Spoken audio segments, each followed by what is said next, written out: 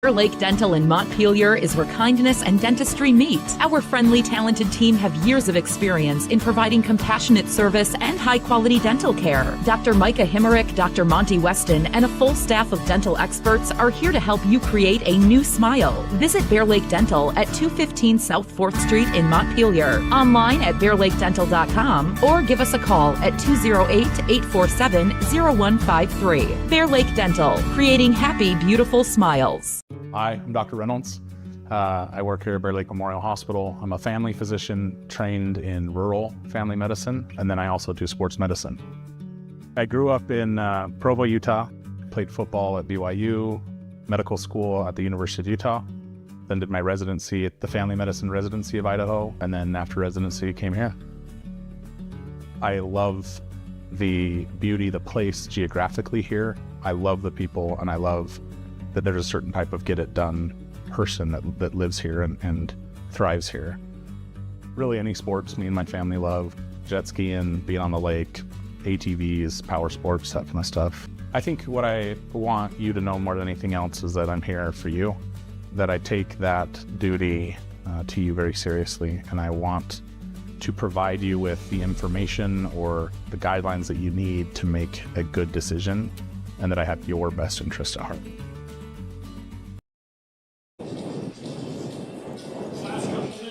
All right, welcome to Bear Lake basketball. The Bear Lake Bears in Marsh Valley tonight, set to take on the Marsh Valley Eagles. This is a radio-only game. They have that NFHS contract that makes it so we're not allowed to broadcast video from inside their gymnasium. If you want to watch this game, you can watch it on the NFHS network. I would highly recommend, if you do that, to leave your radio on, listen to us. Yeah, we might be a little off. Yeah, we from each other. Probably would be maybe ahead, but I'm not positive on that. By the time the audio stream gets from Marsh Valley to Star Valley, from Star Valley to Bear Lake and over your radio, you never know, but we'll see. Yeah. Anyway, the JV game still has quite a bit of time left, and it's senior night. So it might be a while before we actually get basketball on the air, but we're here.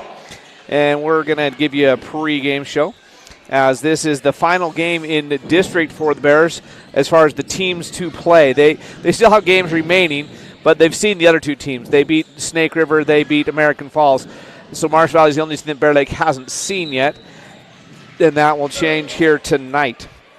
The first couple games in district, the Bear Lake Bears obviously won. We'll recap that here in a minute.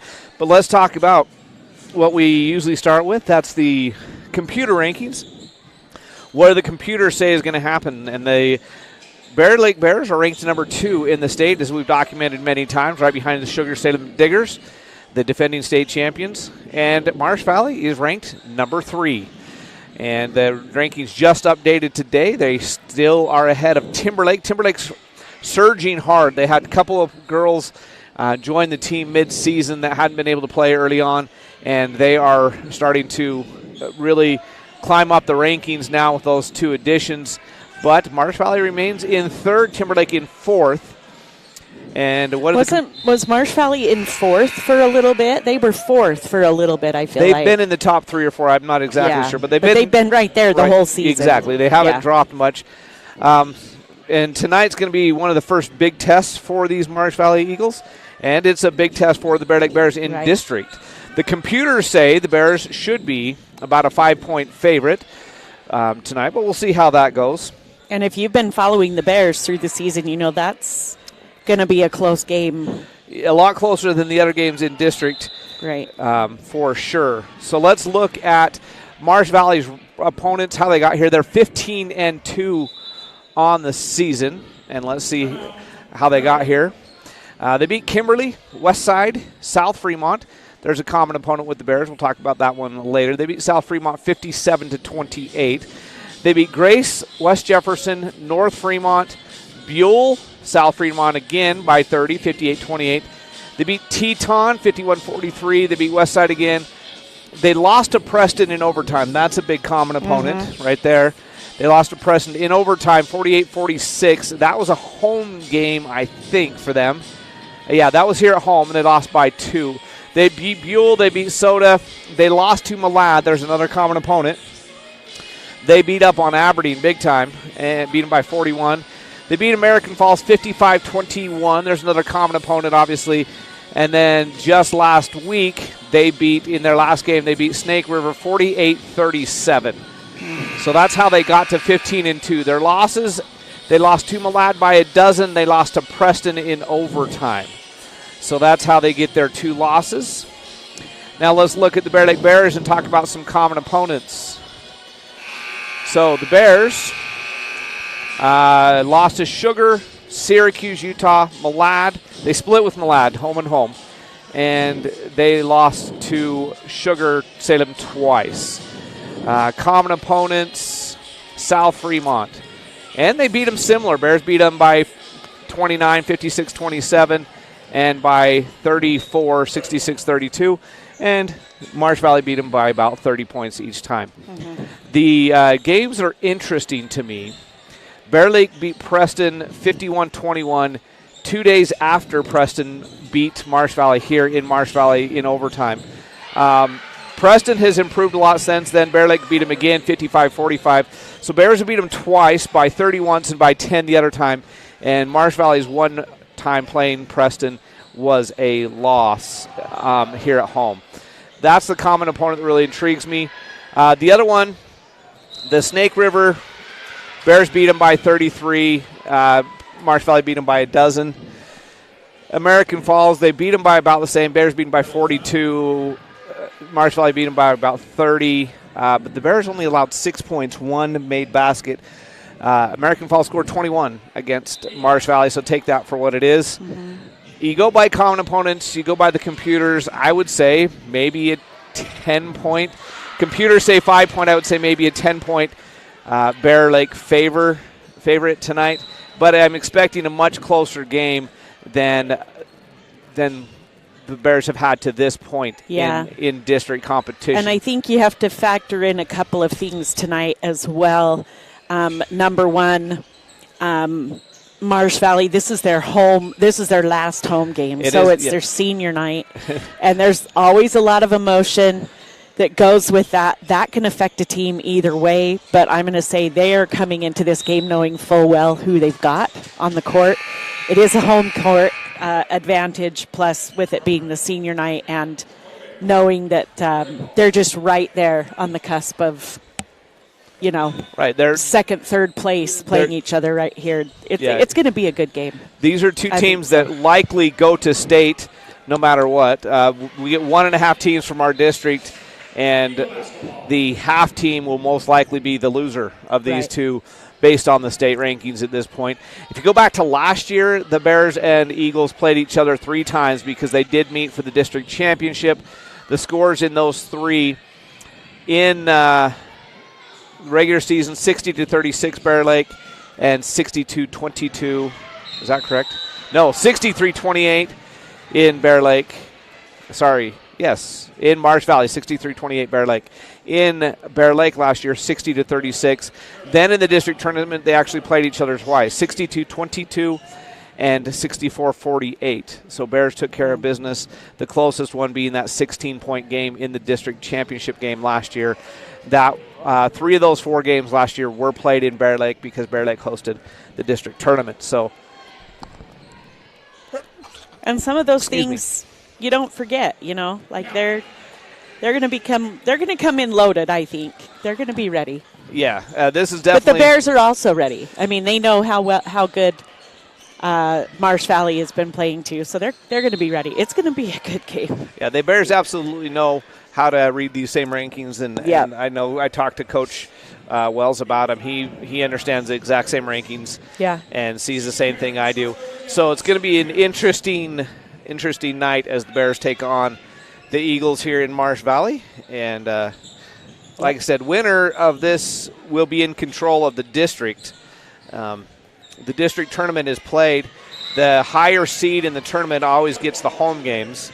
So these games become big. Yeah. It's basically down to these 2 teams. They both handled business fairly easily against Snake River and American Falls. Mm-hmm. So the winner of this game will likely host American Falls in the district tournament. The loser will likely host Snake River in the district tournament. And then the reason what's bigger than that is if they both win, which they should in that first round, the next game will be at the home team. Yeah. And you always want home court advantage, especially during a tournament. So if the Bears win this game tonight and can take care of business next week in the 3 final games of the season, they'll host the district tournament. If Marsh Valley gets the win tonight, then it becomes a lot more interesting. It comes down to tiebreakers. Mm-hmm. The good news there is I think Bear Lake would win the tiebreaker because of the beating Preston. Preston would become the common opponent. Bears have 2 wins over Preston. Marsh Valley lost their 1 game they played against them already, and they will play them one more time here next week, if I remember looking at their schedule correctly. So that's what to expect tonight.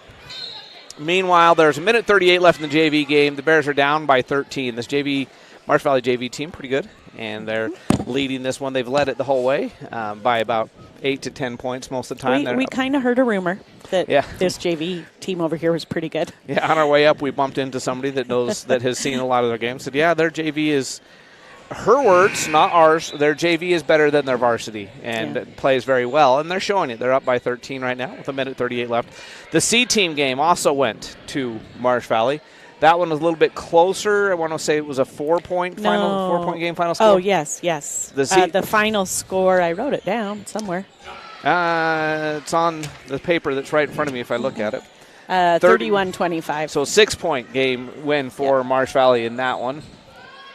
And the Bears trail by 14 in this one with 1.5 left. Bear Lake does have the ball, trying to put some points on the board. 3-pointer on the way, no good. So the Bears probably going to drop both the C team and the JV, but the one that matters is the one that's going to start here and obviously going to start late. We're at 26 after the hour right now. This JV hasn't finished, and it's senior night. Yeah. The Bears are going to participate in at least 3, maybe 4 senior nights this next week. Senior night tonight. You hear a lot of cheering. One girl just got the offensive rebound and put back about 5 in a row. She missed all 5 of them, but she finally got fouled on the next one. But just her hustle to get that many rebounds in a row for the home team. Let's give her a shout out down there. That's Lainey Campbell. And that was pretty impressive. Olivia Campbell, probably an older sister, will play in the varsity game. So there you go. But the Bears, I know for a fact that when they go to American Falls next weekend, it is senior night. Next Wednesday night is senior night in American Falls. And there's a good shot that it's senior night when they play Snake River on Saturday. That's very possible. And then their own senior night next Friday night when they host the these Marsh Valley Eagles. So Marsh Valley and Bear Lake are going to compete in senior night twice. Each of their home games against each other will be senior night for the home team. So at least three, if not 4 senior nights coming up for the Bear Lake Bears in the next week. And then district tournament starts. It's hard to believe we're already there. Yeah, it just seems like really quickly. We're up there in Idaho Falls at the state volleyball tournament, and here we are talking state basketball, well, district basketball. And we'll see where we stand. You know, the Bears kind of know where they stand against Sugar Salem, and we'll see where we stand against maybe the rest of the state tonight. Yeah. If you believe the computers, this is the next best team after the Bears, these Marsh Valley Eagles. So we'll see how it goes. The boys, meanwhile, let's talk about them for a minute. They're off this week. Yep. An unusual basketball midseason bye week, but I remember when I was scheduling a year ago, I worked trying to get a game this week, and just nobody could move their games, and so I've never heard of a bye week in basketball, in fact, so that's really rare. It happens a little bit in college, like this week, if you're a BYU basketball fan, which I am, they have the week off. I don't think anybody knew that you were a BYU fan. Yeah, it's a well-kept secret. But they played last Saturday, and they have not played again, and they haven't played this week and won't play until Saturday. So they have a full 6 days in between without a game. So it's not completely unheard of. I try, all of us that are scheduling, try not to do that. But I honestly, legitimately couldn't get them a game. So they have this week off. It's coming at a good time where they can kind of reflect right in the middle of the season, get ready for district play because they're getting down to where they're about to start district play. Here we're talking about the girls wrapping it up. The boys are about a week and a half to 2 weeks behind usually. Their state tournament is 2 weeks behind the girls' state tournament, so their regular season is about a week and a half to 2 weeks behind as well. So the boys, this comes at a good time for them to regroup and be ready for the district competition to start here coming up. Wrestlers, they went to Cokeville last night and had an okay night, was the report I got from the coaches this morning. Cokeville won that duel. Bear Lake had a couple wrestlers do well, a couple wrestlers that coulda, shoulda, and then Coach Mike Wilding's report was Cokeville's good. Bear Lake. I think they always are in wrestling. The other thing to keep in mind is Bear Lake's youth. The Bears wrestled 2 juniors last night and no seniors. Wow. Between injuries and some grade issues, the Bears did not wrestle a single senior and only 2 juniors. So, young building team for the wrestlers. They are headed out tomorrow morning. They go to Gooding tomorrow. It's a 2-day tournament for the wrestlers in Gooding. They make that trip annually. They stay up in the Wendell, Gooding area up there by Not a lot of choices up there. There's not. There's a nice haunted There's an old nurses' school. Yeah, nursing school dorm room that everybody claims is haunted. We've stayed there a few times. Yeah. Anyway, so if it's haunted, it's peacefully haunted. Yes, because very, very. So never been traumatized there. The wrestlers are headed to Gooding for a 2-day tournament. So good luck to the wrestlers. They are at home next week. You get a chance to see them at home next week for the first time on the season, as they, unless you came to the Trado Memorial Tournament, but the first regular wrestling tournament match is next Wednesday night. Yeah. And they host American Falls because they're home to American Falls while the girls are in American Falls playing basketball. So, in fact, if you want to see some good stuff, next Wednesday, Thursday, Friday, home games all 3. Yay. Wednesdays. We are on the road one night. Wrestling's at home on Wednesday. Okay. Boys basketball's home on Thursday, if I remember my schedule correctly. Girls basketball is home for senior night on Friday. All righty. And then the girls basketball on the road at Snake River next Saturday night. Yeah. And No. Boys basketball on the road at American Falls. This week it's the girls at Snake River. Next week it's the boys at American Falls on Saturday night. So there you go. That's what's going on in all the different sports. Cheerleaders are at a cheer competition next Saturday as well. Looking ahead a week and a half, they play Madison in a week and a half. So, not play Madison. They compete in a competition at Madison in a week and a half. So lots going on, all the different teams competing. And now they're ready to start senior night. We should have started basketball 5 minutes ago, and they're starting senior night. Yeah. The C team and JV games both went pretty long, so we're doing senior night here. We've talked a lot. We've given you a lot of a preview. Let's take a 2-minute break. We'll come back in 2 minutes and talk more Bear Lake basketball in 2 minutes on the SVI Sports Network. Nice job, Martin. Looking good. Oh, it's the funny car guy. Hey, you got Napa know-how too, huh? Yep. Well, Martin does go 200 miles an hour.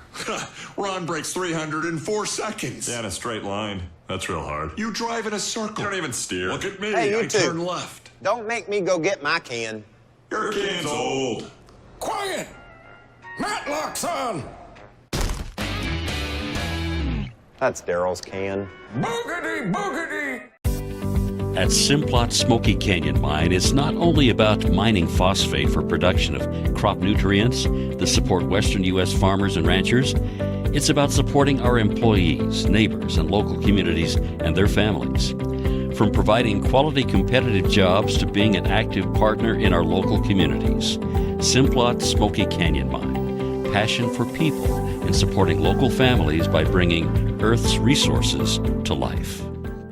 At Simplot Smoky Canyon Mine, safety is our top priority, not just for our employees, but for their families too. Our commitment extends beyond the workplace as we proudly support and contribute to the local community in meaningful ways.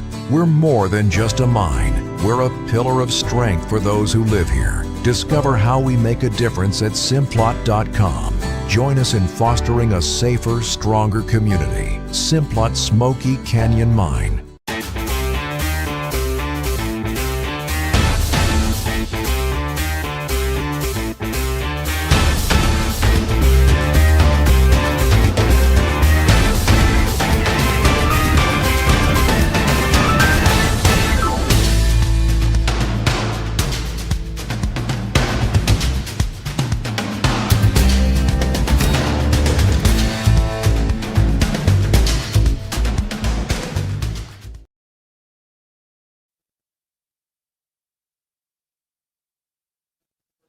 Welcome back to the gym as the Bear Lake Bears set to take on the Marsh Valley Eagles here from Marsh Valley. If you're just joining us and wondering where the video is, we are not allowed to broadcast video. Same thing Saturday night at Snake River. Both of the schools have the exclusive contracts with NFHS, so we're not allowed to broadcast from either gym. So this is a audio-only broadcast. We'll have the scoreboard on the screen, as you can see if you're joining us on video.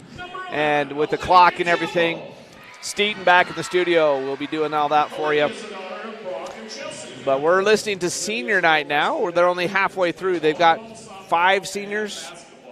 1, 2, 3, 4, 5 seniors. Yeah, they've only got 3 of them out there so far. Madison Foster, Taisley Belknap. They're introducing Olivia Campbell now. They got Mackie Roche and Valerie Evans will wrap up their 5 seniors. Bears have 5 seniors. They'll be introducing them a week from now. The Bears' 5 seniors, Cortland Skinner, Cambria Romrell, Desiree Alleman, Boston Pelto, and Peyton Crockett. I quite often forget Boston Pelto's a senior? Yeah, see? I do that too. When in one of our broadcasts, I apologized to her the next day at school when I saw her. I'm like, Boston, I was talking about the senior leadership on the team and how awesome it was, and I called you a junior. I'm really sorry for that. I thought she was a junior too. No. My bad. And sorry. I should realize it because in class I call them the Crockett twins because the Crockett triplets, Boston and Peyton are first cousins, if you didn't know, and then their cousin Maddie also is in the same class with them. So the 3 first cousins are in class together, and I call them the triplets all the time, but I forgot. I keep forgetting. She's a senior, but so 5 seniors for either team. And on tonight's lineup, next year these 2 teams will look different, and next year they won't be in league together. No, they won't. Marsh Valley dropping down to 3A next year, and they will be replaced by Preston, who's dropping from 5A down to 4A. So the district will not change in size; it'll just change in look. Yeah. The team that wears light blue and red will be replaced by a different shade of blue. Yeah, will be replaced by a different shade of blue. Another royal blue and white as we gain the Preston Indians next year in league. And that's not going to be a huge change for girls sports because in volleyball and softball, Preston's already down. Right. They've been playing volleyball and softball against us in league for the last 2 years. And we played them this last 2 years in basketball. Mm-hmm. So on the girls' side of things, playing Preston's not going to look much different. Right. But on the boys' side of things, we haven't played Preston in 15 years. A while. It's probably been since they bumped up many, many moons ago. So it's going to be a very different look for the boys' sports to have to take on Preston in league play, where the boys' sports haven't competed, other than baseball. Yeah.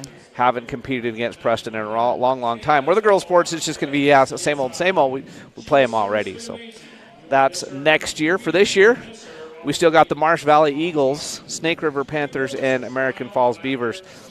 And in the girls' side of things, for the last 2 years, the Bears have been in control. They've won the district tournament in volleyball 2 years in a row and hoping to repeat in basketball. And softball, they went undefeated in the regular season in district last year, and then the district was so close last year. The Bears ended up finishing 3rd in the district tournament in softball, but it was such a close competitive district. So we'll see how they can do this year. But We're talking basketball. Bears favored by 5 according to the computers. You look at some common opponents and you say, yeah, that's about right, maybe even a little bit more if you just do the common opponents, but you never know on matchups how things might go, so we'll see how that goes down the stretch.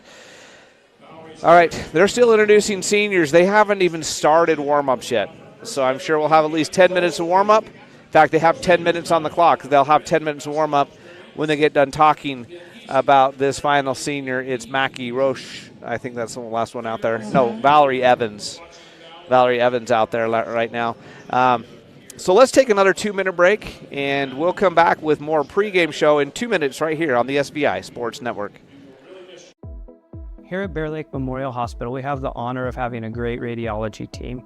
They've been recognized at the state level of being the best in their field. In our radiology department, we are able to provide MRIs, CT scans, X-rays, mammograms, ultrasound, echocardiograms, nuclear medicine, and DEXA scans.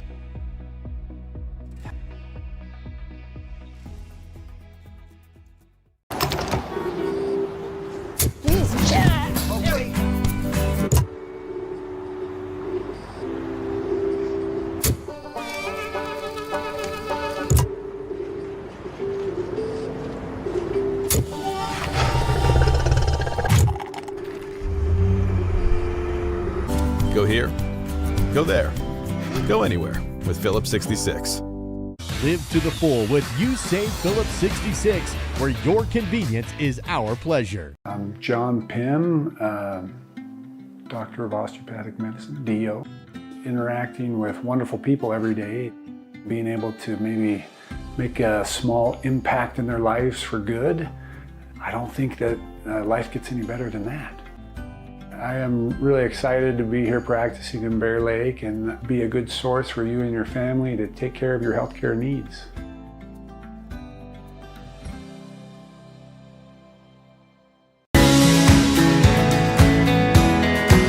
We take all the decisions and explain them and make it easier for everybody to understand.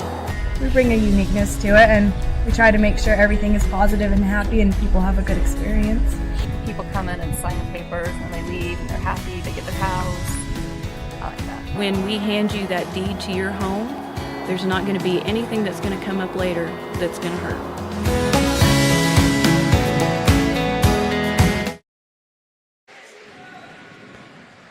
All right.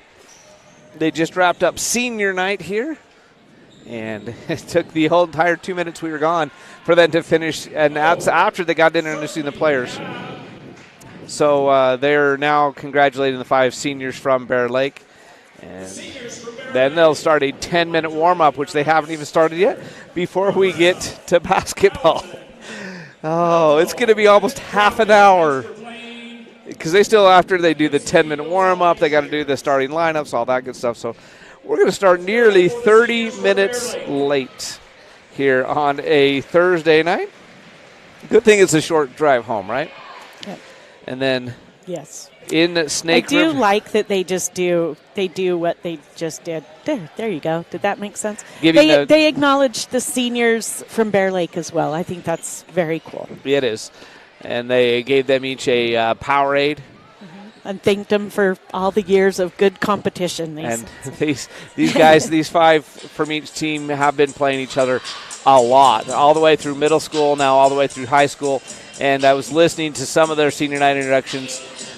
They've got some volleyball players and some softball players out there as well, and Bear Lake has got a couple of those on their team. So these girls have seen each other, and sometimes in multiple sports for the last 5, 6, 7 years. They know each other well. Yep. And like I said, last year they played each other 4 times, and it was, I got to go back to that because it was kind of interesting. They played each other 4 times, and for the Bears, it was 3. So they ended the season at home versus Marsh Valley. Then they started the district tournament versus Snake River. And then their next 2 games were both home versus Marsh Valley to finish off the district tournament. So 3 out of 4 games in a stretch, they played Marsh Valley. And 4 out of 7 games at the end of the season. From January 23rd to February 11th. In that stretch, they played Marsh Valley 4 times in, what's that, 2.5 weeks? Yeah. Last season. Marsh had a couple of additional games mixed in there because they had to play other teams during the district tournament. They had one additional game. But for the Bear Lake Bears, it just seemed like it was all Marsh Valley. 4 home games in a row, and 3 of them were against these Eagles. So these teams very familiar with each other. I think they've also, one of their players is also the center fielder for the center fielder for their softball team, if I'm not mistaken. She became our buddy by the end of the season, didn't she? Yeah, we saw her a lot out in center field. We always sat out in center field, and she turned around and chat with us occasionally. So yeah, I think 3 of their seniors, I heard them introduce them when they said they also played softball, and at least 2 of the Bear Lake seniors still playing softball, and the 3rd Bear Lake senior started 3 of the Bear Lake seniors are also softball players, and a 4th one started playing softball her freshman year. So, like I said, when I said they're familiar with each other in multiple sports, they are familiar with each other in multiple sports, because Cambria Romerell, Peyton Crockett, and Desiree Alleman. Desiree actually doesn't play anymore, but she did play softball, and same thing with Cortland Skinner. She did play some softball. So these girls have seen each other a lot. In multiple sports, and I'm very, very familiar with each other. Now, if I remember right from last year, their leading scorer, and I don't have the stats right in front of me from this year, maybe I can look them up and see if they actually pop up, was Belknap. She was their go-to last year. She's a 5'7" guard, Taisley Belknap. And let me pull up, see if they have their stats online. Some schools do, some schools don't. We'll see if Marsh Valley lists theirs. As we have a little bit extra time there. So it looks like their leading scorer is, this year, Merzlock. She is a junior. She's averaging 13.5 points per game. Campbell averaging 8 points per game. And Taisley Belknap, 7.5 points a game. Leading rebounder is also Merzlock. She averages about 6.5. And Belknap is their leading assist getter.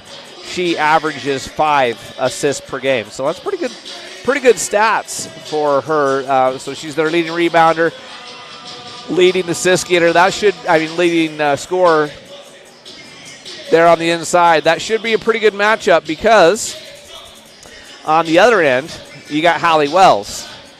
That is the leading scorer from Bears, averaging about 16 points per game, almost 17, 10 rebounds a game. So she's averaging on the season a double-double. She's also, Hallie Wells, the leading assist getter for the Bear Lake Bears. She's averaging 3.1 assists per game. So she's averaging a double-double plus 3 assists per game. So it should be an interesting matchup inside between Merzlock and Hallie Wells, two juniors. So talk about knowing each other. They're both juniors. They've seen each other a lot. And similar height. Hallie Wells goes just about 6 foot, or maybe even a little bit more, and Merzlock is 6 foot. So that should be an interesting matchup. That's one to watch on the interior. And meanwhile, Cortland Skinner averaging 9 points, and Peyton Crockett 5.6 points per game. Those are your 3 leading scorers from the Bears. And then Avery Hunter and Peyton Crockett averaging about 4 rebounds a game for the Bears as well. You look at down on the court and look at the rosters, I'm going to say this is going to be one of those games that Bear Lake doesn't have a huge height matchup. No, they're pretty close, I think. There's some tall girls down here for... In fact, they might have the height advantage overall. Depends on who they put out there and when they put them out, but I agree. They're pretty tall, and the Bears usually dominate on height because you've got Crockett, Alleman, Skinner, and Wells are all pretty tall girls in their own right, and especially Crockett. You hear him talk about it a lot in college sports especially. She's got long arms. Yeah. Her reach is even longer than her height. Some NBA players, some of the better NBA players, they make that comment where their reach is taller than they are, if that makes sense. And so the Bears with Wells and Crockett on the interior usually have a pretty good size advantage. Tonight it's probably going to be fairly equal. And then Skinner and Alleman also pretty tall. But the Marsh Valley Eagles, they, according to their roster, go 5'7", 5'7", 5'6", 5'8", 5'8", 5'7", 6 foot, and 5'7". They got a couple 5'2" girls at the top, but they got a lot of height. Bears don't list their height on their roster, so I bet it's pretty similar. Pretty to that. similar. Yep. So it's going to be a fun matchup. The Bear Lake Bears versus the Marsh Valley Eagles from a cold gym. It is cold. I'm in my coat. In Bear Lake, we're always trying to cool it off. In Bear Lake, I've got my fan blowing on me. But to here, I've got my coat on. I'm cold. It is cool. So on a cold night here in Marsh Valley, it's the Bear Lake Bears versus the Marsh Valley Eagles. If you're just joining us, it was senior night, plus the other 2 games went a little bit long. We don't have video tonight. It's going to be an audio-only broadcast, so we'll try to keep you updated on all of that as the Bears and the Eagles set to do battle. If you didn't hear earlier, the boys are off this week, no games. They're just practicing, trying to get ready for district play. They start that next week. The boys have a couple of games next week, and they start their district play next week. First game is at home, and I'm trying to remember. Is that very first one at home next week? Next week. No, I actually think it's in American Falls. At American Falls is next Saturday night, but they do have a home game on Thursday night. Girls basketball, and I have girls at American Falls on Wednesday. On Wednesday, on Thursday the 29th. Home with Snake River boys. Yep, that's what I thought. I figured Friday the 30th is girls home versus Marsh, and Saturday is boys at American Falls. So both our boys and girls travel to AF next week. And both games next week for the boys are district games, their first 2 district games of the year. So if you are going to have a bye week, which we accidentally ended up with in boys basketball this year, it's a good time to have it just before you start district play, the games that really matter. And so that's what the boys are facing this week. Wrestlers headed to Gooding tomorrow, like I already mentioned, after going to Cokeville last night. And then they're home next Wednesday versus American Falls while the girls are in American Falls. So yep, that's what we're all looking at. It's finally just about time for basketball. About a minute before player introductions, we got to have the national anthem. Because it's audio only and you're not going to be able to see or hear the flag anyway, let's take another 2-minute break. We'll come back with the starting lineups in 2 minutes on the SVI Sports Network. Bear Lake Drug in Montpelier is your full-service pharmacy, including prescription refills and medications. Bear Lake Drug also offers services such as rapid strep test, rapid influenza test, and medication synchronization. Ask your pharmacist for more details at Bear Lake Drug on Washington Street in Montpelier. Visit BearLakeDrugID.com. That's BearLakeDrugID.com. It's your local drugstore and a whole lot more. Bear Lake Drug. My name is Benjamin Bozen. I am a family medicine physician. I really enjoy providing care to the whole family, from newborns to elderly care. I like athletes and sports medicine, and then I also do osteopathic manipulative therapy, which is a hands-on treatment. My ultimate goal is to be your advocate and to help you have the best life that you can have, to help you achieve your goals. Our PT department is comprised of physical therapy, occupational therapy, speech therapy. We also have pelvic floor that we do. We have very competent and successful providers that provide the best care possible. Physical therapy helps in multiple settings. As a hospital, we're really proud of what we are able to provide. It's an all-encompassing department that is very, very much needed. I'm Ben Olson. I'm an orthopedic surgeon. Bear Lake High School sports on SVI are presented by Gary H. Tusher, CPA, bookkeeping, tax returns, and payroll. Mountain Valley Dental, creating healthy smiles for Bear Lake Valley and beyond. Lenhart Distributing, proud to support the Bears. Flying S Title and Escrow, whatever it takes. Southeast Idaho Steel, locally produced steel signs and fixtures. And Sampson's Island Grill at 253 South 4th Street in Montpelier.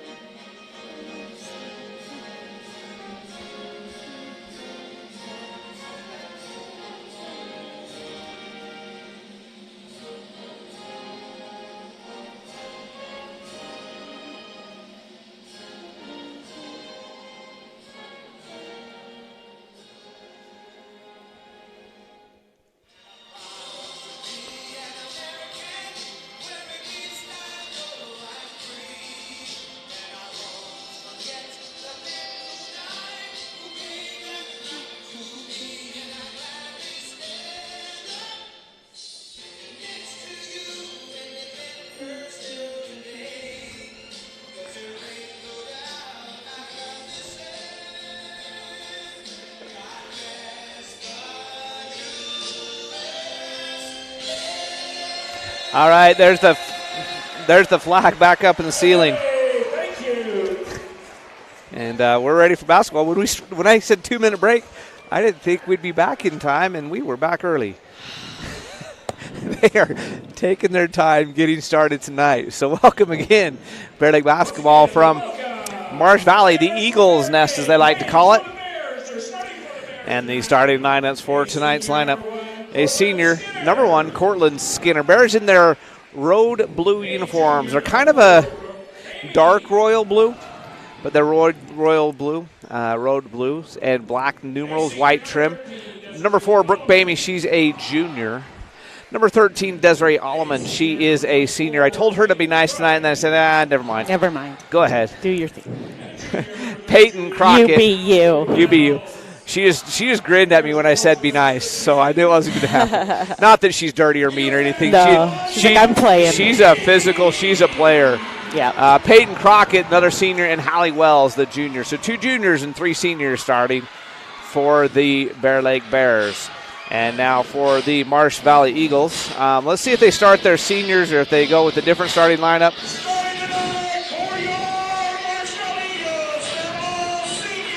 They are going to start the seniors. Maddie Foster, number 2. She's a point guard. She goes 5'2". She'll be the shortest girl out on the court.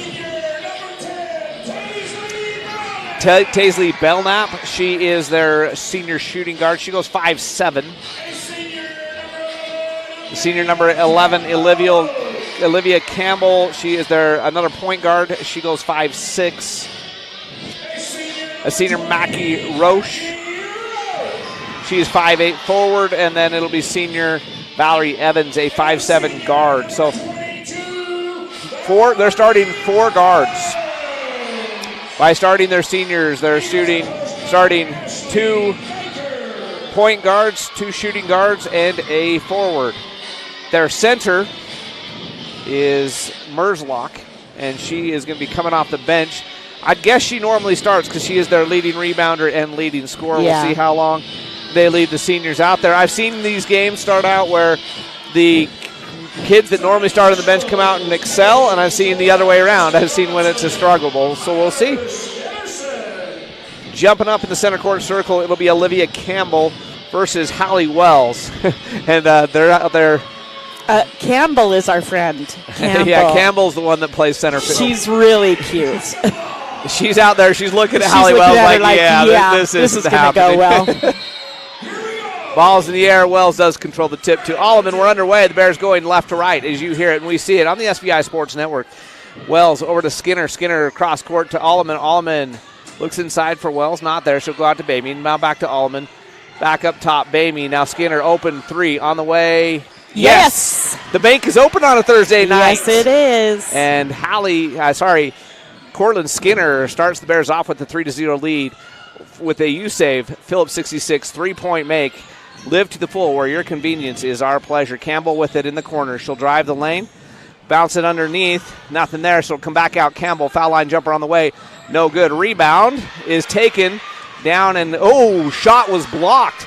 That was Roche with the rebound, and her putback was blocked. This time it is Crockett, and then this pass is nearly stolen. Now finally is stolen by the Eagles, and then the Bears steal it right back. Crockett gives it to Wells. Corner 3 on the way from Skinner. No, but the rebound and putback by Bamey is no good. She'll go to the line. She's fouled. And a lot of hectic basketball right there. That was kind of like everybody wanted the ball, nobody wanted the ball. And eventually the Bears ended up with the ball. A steal either way. Yeah, Campbell picking up her first foul. As 1 minute and 3 seconds gone, and from the Southeast Idaho Steel foul line, Brooke Bamey's first foul shot is good. The Bears up 4-0 here in the very early going. And a nice block shot on the defensive end for the Bears. Led to the points now. Bamey getting 1. See if she can get another and push it to a 5-point game here on the offensive end. Her second one is also good. The Bears lead at 5-0 on the Bear Lake Memorial Healthcare scoreboard. Bear Lake Memorial Healthcare, where you can count on them to care. Ball comes in the front court, and now Campbell will set the offense. She's looking. She's going to go cross court gets it to Belknap. Oh, yeah, Crockett. Crockett pushed her in the back, picked up her first foul. And so Belknap will now be the trigger on the baseline. 6:42 remaining in the first period. 5-0 ball game in favor of the Bears. And Belknap gets it in. And now they'll set the offense up back to Belknap. Now up top to Campbell. And then to Foster. And this is Belknap. She's going to drive, kick in the corner to Roche. Roche tries to go baseline. Hallie Wells knocks it away from her, out of bounds. 20-second shot clock.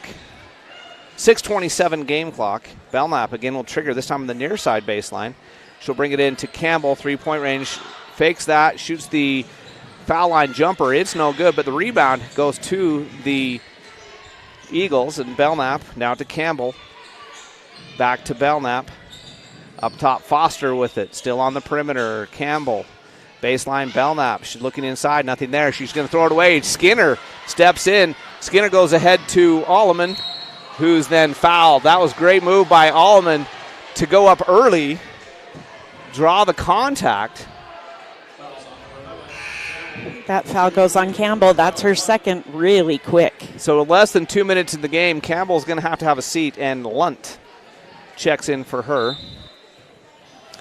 Alleman lobs it up top to Wells. The Bears will set the offense up 5-0, 2 minutes off the clock here from Marsh Valley. Crockett now with the top of the key. Dribble handoff will go. No, she doesn't. She's going to have to get rid of that Alleman. ball. She now gives it to Skinner. Skinner looks for the pick and roll. She Beautifully gets it done. to Crockett. Oh. Crockett can't finish. And the rebound off to the Marsh Valley Eagles. And a foul in the backcourt now. Merzlock made it into the game somehow. I didn't see her check in. We didn't even see her come in. Yeah. She's the one that got the rebound. Yeah, I was looking around like, wait a minute. Merzlock checked in. I guess when that dead ball happened that Campbell also checked out. And now a steal. Bamey knocks it into the hands of Skinner. So Bears up ahead. Crockett. She'll have to save it inbounds to Bamey. Bamey will shoot the three. No good. Rebound will be Alleman, and she'll be fouled. Alleman is a foul magnet tonight. She's already drawn two. She'll go to the line this time. That foul goes on Lunt, her first. Third team foul, and the three of them have been Alleman that has drawn the foul. Yeah. She'll go back to the Southeast Idaho Steel foul line, and her first foul shot no good. Bears still lead it by 5 at 5-0, 5:24 remaining in the first period. Bears defense has been stifling. And she goes 1 out of 2, so it's a 6-0 lead. In the backcourt with it, it's Foster. Now to Belknap, back to Foster. They break the Bear Lake pressure. Belknap will now set it up to Foster. And over on the far side to Lunt. Up top to Belknap. Deep three, like NBA deep three. And she got it. The USAA Phillips 66 three-point make from Belknap from near center court. And then Skinner and Bamey playing catch with it. Gets it ahead to Alleman. The pass goes through Wells' hands. She gets it back. She's going to go up and miss it, but the rebound is going to come down to Roche. Looked like Crockett had a chance at it, but Roche will secure it. Foster now to Roche, and Roche falls down. She wasn't ready for that pass. She was off balance. Bears have numbers, 5 on 4, and now Roche will catch back up, but Skinner finds herself wide open, corner three. Yep. Yeah. She's That's 2 out of 3 from the USAA Phil 66 3-point line. Live to the full, where your convenience is our pleasure. 9-3 is your lead for the Bears on the Bear Lake Memorial Healthcare scoreboard. We'll be back in 30 seconds after this Marsh Valley timeout. Bear Lake Dental in Montpelier is where kindness and dentistry meet. Our friendly, talented team have years of experience in providing compassionate service and high-quality dental care. Dr. Micah Himmerick, Dr. Monty Weston, and a full staff of dental experts are here to help you create a new smile. Visit Bear Lake Dental at 215 South 4th Street in Montpelier, online at bearlakedental.com, or give us a call at 208-847-0153. Bear Lake Dental, creating happy, beautiful smiles. And we're back at Marsh Valley High School. And the Bear Lake Bears taking on the Marsh Valley Eagles. I think our graphic says it's Preston. It's not Preston. It's Marsh Valley tonight, so we're sorry about that. But the Bears lead at 9-3 over the Eagles. Lunt has the ball in the front court. She now goes to Belknap. Belknap's got the only points for the Eagles. That long three a minute ago. Cortland Skinner, meanwhile, has 2 3-point passes too high for Roche, and Alleman will get the steal. She'll go ahead to Bamey, now to Wells. Trailer to Alleman, up and under. She can't get it to go. Hunter is in there. She cannot save the rebound. It goes out of bounds. It'll be Eagle basketball. So that time Alleman didn't draw the foul. She tried. She tried. It was a good effort. Crockett came out when Hunter in. So the Bears in their very normal rotation. This is about the time Hunter gives Crockett a break. Then Crockett will come back in here in a minute and give Wells a break.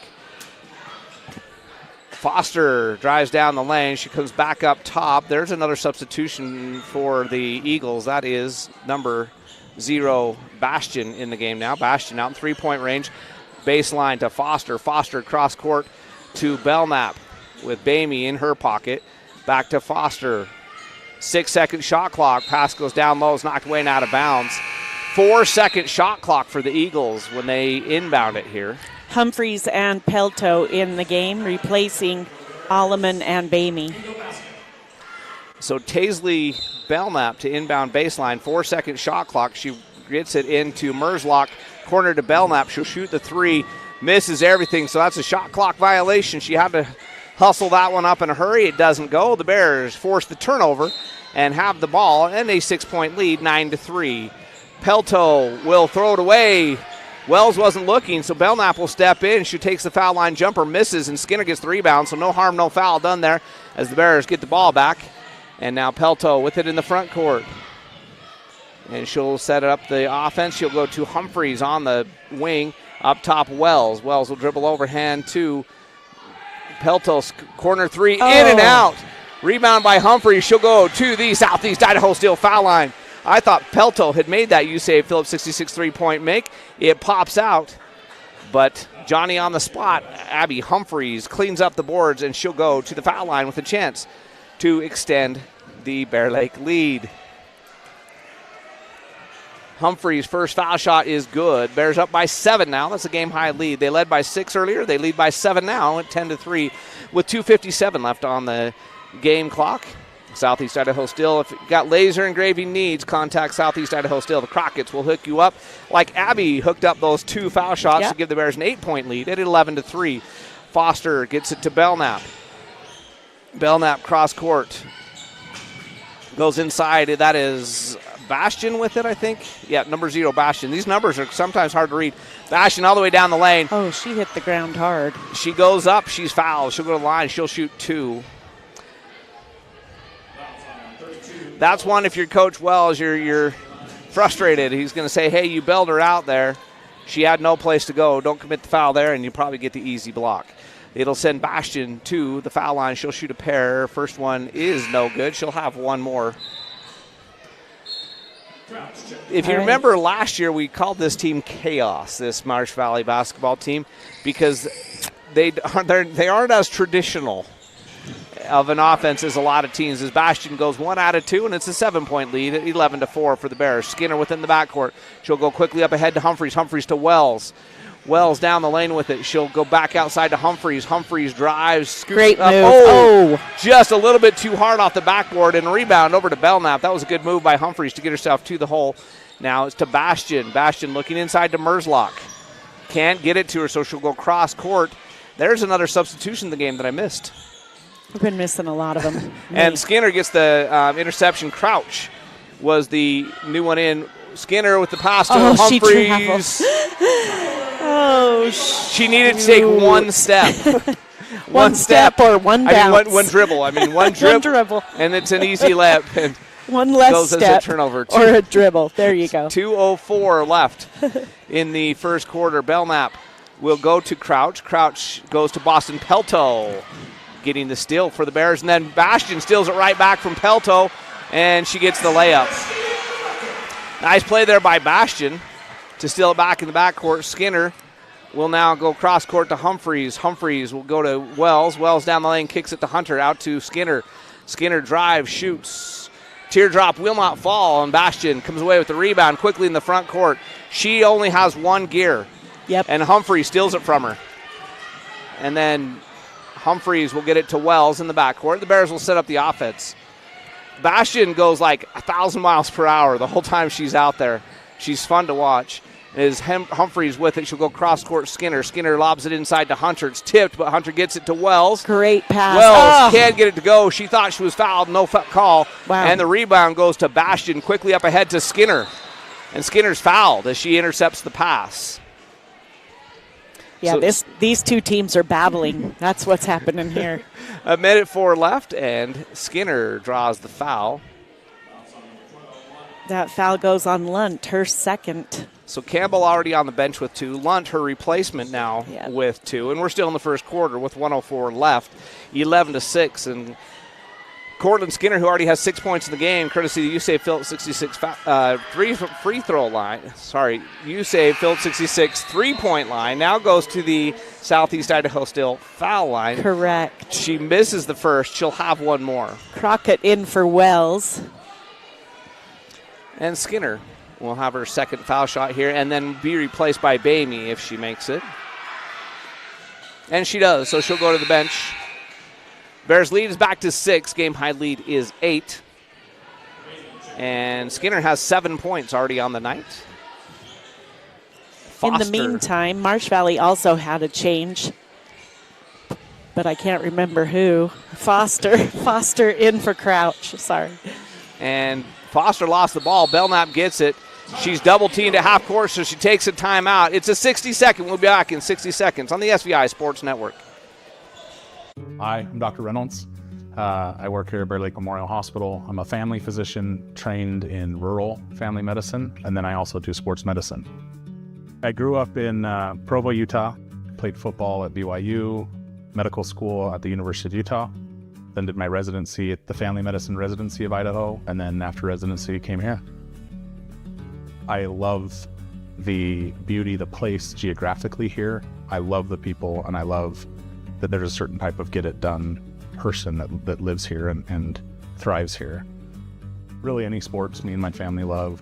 Jet skiing, being on the lake, ATVs, power sports, that kind of stuff. I think what I want you to know more than anything else is that I'm here for you, that I take that duty to you very seriously, and I want to provide you with the information or the guidelines that you need to make a good decision, and that I have your best interest at heart.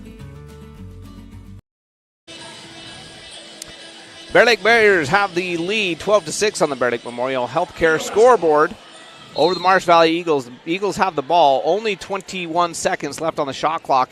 50-second game clock as we come back to live action. And Belknap with it up top. She'll dribble drive, be cut off. She goes to Foster. Foster baseline, Bastion. Bastion cross court up top to Belknap. Underneath to Merzlock. Merzlock turnaround jumper is blocked by Peyton Crockett. And the rebound to Abby Humphreys. The Bears have the ball. No shot clock. They can work for the last shot if they want to. Humphreys cross court to Pelto. Pelto baseline Crockett. Her baseline jumper no good. A rebound fought for. It's going to be taken by Hunter. Hunter stands up with it. That's a travel. She knew it. She knew she couldn't stand up with it, but that was the only way she was going to keep the basketball. And so it goes as the Bears turnover. She fought hard to get the rebound. But the Eagles can now look to cut into the Bears' 6-point lead here at the end of the corner. Bastion with it. She's going to get it to Foster. Foster's going to drive the lane, kick it in the corner to Merzlock. Merzlock drives. She traveled. Yep, they called it. Woo. And that was Crockett again that caused that. Crockett blocked her shot from right there just a minute ago, and she felt her presence, and she just turned around and traveled with it. That three-quarter court shot wouldn't have counted if it would have gone. And the Bears will go into the second quarter with a 6-point lead, 12-6. We'll have that in 60 seconds on the SVI Sports Network. Nice job, Martin. Looking good. Oh, it's the funny car guy. Hey, you got Napa know-how too, huh? Yep. Well, Martin does go 200 miles an hour. Ron breaks 304 seconds. Yeah, in a straight line. That's real hard. You drive in a circle. You don't even steer. Look at me. Hey, you I two. turn left. Don't make me go get my can. Your can's old. Quiet! Matlock's on! That's Daryl's can. Boogity, boogity! At Simplot Smoky Canyon Mine, it's not only about mining phosphate for production of crop nutrients that support western U.S. farmers and ranchers. It's about supporting our employees, neighbors, and local communities and their families. From providing quality competitive jobs to being an active partner in our local communities. Simplot Smoky Canyon Mine. Passion for people and supporting local families by bringing Earth's resources to life. The Bear Lake Bears lead the Marsh Valley Eagles as we head into the second quarter on your Bear Lake Memorial Healthcare scoreboard by a score of 12-6. Eagles with the ball, and they'll bring the ball into the front court and get it to McNabb. She loses it. Skinner picks it up, so another steal by the Bears. Quickly up ahead, it goes to Allman, now to Crockett. They're going to call a jump ball. It'll be Bear Lake basketball. The Marsh Valley wanted to travel, but it's called a jump. So it'll be Bear Lake basketball. And Allman goes into Crockett. Yep. Easy bucket. Bears back up by 8. That's their game-high lead. 14-6 now. Just here in the very early moments as Foster comes in the front court with it. Bamey will cut her off. She'll come back outside to Bastion. Bastion, a sophomore. And she goes at 100 miles per hour everywhere she goes, which is right down the lane. She loses the ball. And Holly Wells will come up with it up ahead to Crockett. Crockett will go to Bamey. Bamey could not stop and gets called for the travel. Campbell coming into the game for Bastion. She only played about a minute and a half of the first quarter before picking up 2 quick fouls. And Campbell will bring it in the front court. She drives all the way down the lane. And offensive foul. There's her third. She was in the game for less than 5 seconds, and foul number 3. She's coming right back out. Yep. Belknap coming in for her. She's going to remember her senior night for a while, frustration as she goes to the bench. And so she'll likely sit for almost the entire first half now with her 3 fouls. That was a great move there by Crockett to pick up the charge. Wells down the lane, lefty layup is good. Bears lead is 10 at 16-6. They left her a little lane, and she took advantage of it. Belknap now with it. She'll get it down the lane. Shot up, no good, but she'll go to the line. That's McNabb. McNabb will draw the foul. This time it's going to go on Wells. That's going to be her second. Well, they put it on Crockett, not Wells. Oh, they changed. Sorry. And that's Crockett's second, so either way it was going to be 2. Yeah. Either way, we don't like it. McNabb off the back of the rim, no good. 16-6 remains your score here on the Bear Lake Memorial Healthcare scoreboard. At the Southeast Idaho Steel foul line is McNabb, and she goes 1 out of 2. So I believe they're 50% on the night. They've gone 1 out of 2 both times. Bamey quickly up ahead to Allman. Allman trailer to Wells. Wells underneath to Crockett. Bounce pass back out to Skinner. The Bears will reset the offense. They got their starting lineup back on the court. It goes inside to Allman. She goes up with it. It's blocked.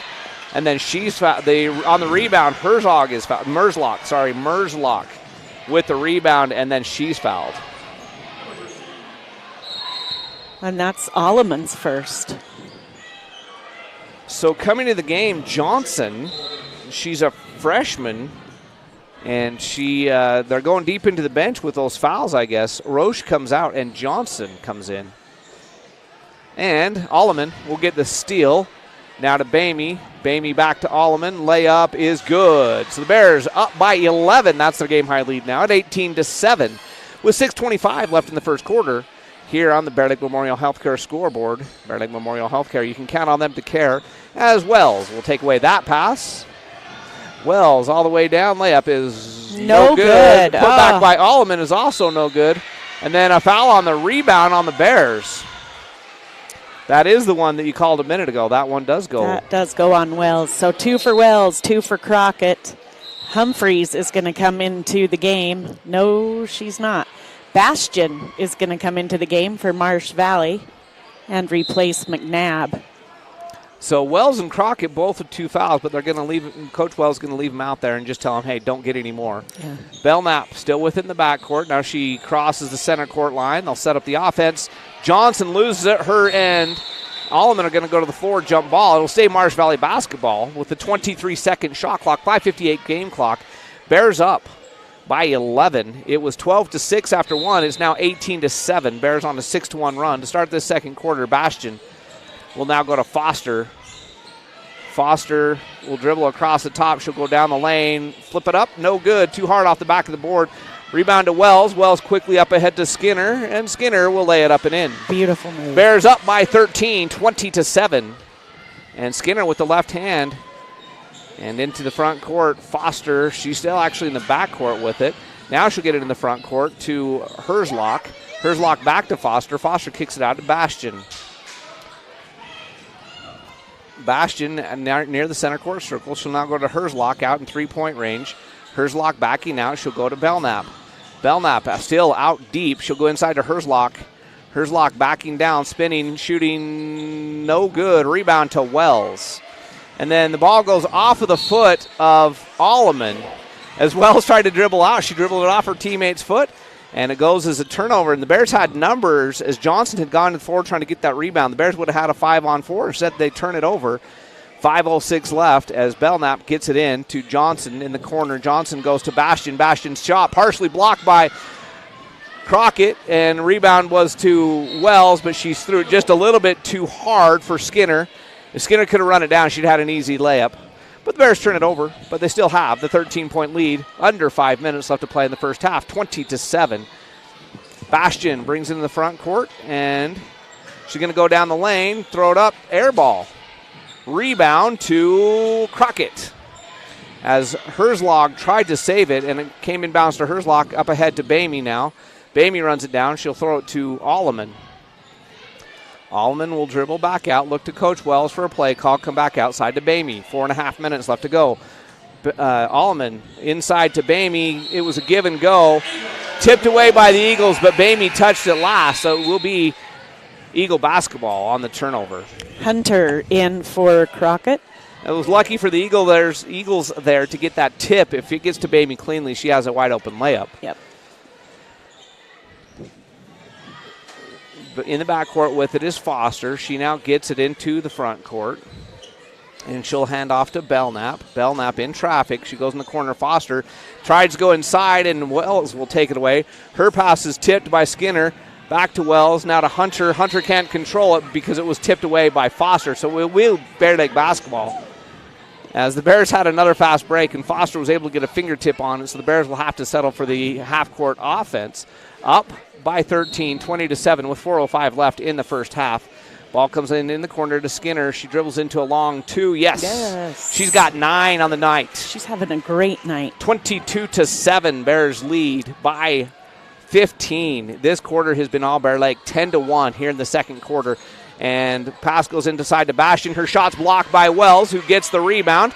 Bears have numbers again. Skinner, Wells, Bamey in the corner. Long two, no, but they call travel. That one I'm not sure about. And Coach Wells is asking for a little bit of an explanation too. Humphreys in for Alleman. And a substitution, Merzlock. Or Johnson out. Yeah, Herzlock is still in. Johnson goes out. To the bench. So Bastion and Foster in the backcourt. Now it's Sebastian. She's coming down the lane. She'll kick it out this time. Herzlock. Herzlock for 3. That's no good. A rebound to Lunt. And her pass taken away by Wells. Wells tries to go up ahead with it, and it's knocked away.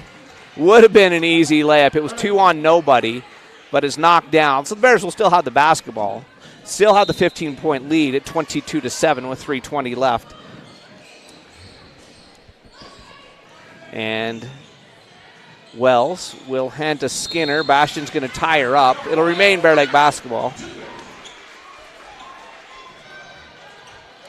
And I keep going back between Herzlock and Merzlock because, that's the way my brain works. It is Merzlock, and I am sorry for that. I know I've said it wrong probably more times than I've said it correctly.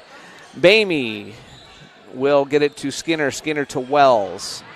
Wells out in three-point line being defended there by Merzlock. Now she'll drive the lane and call her for travel. Bears lead it by 15 at 22-7 on the Bear Lake Memorial Healthcare scoreboard. 2:59 left in the half.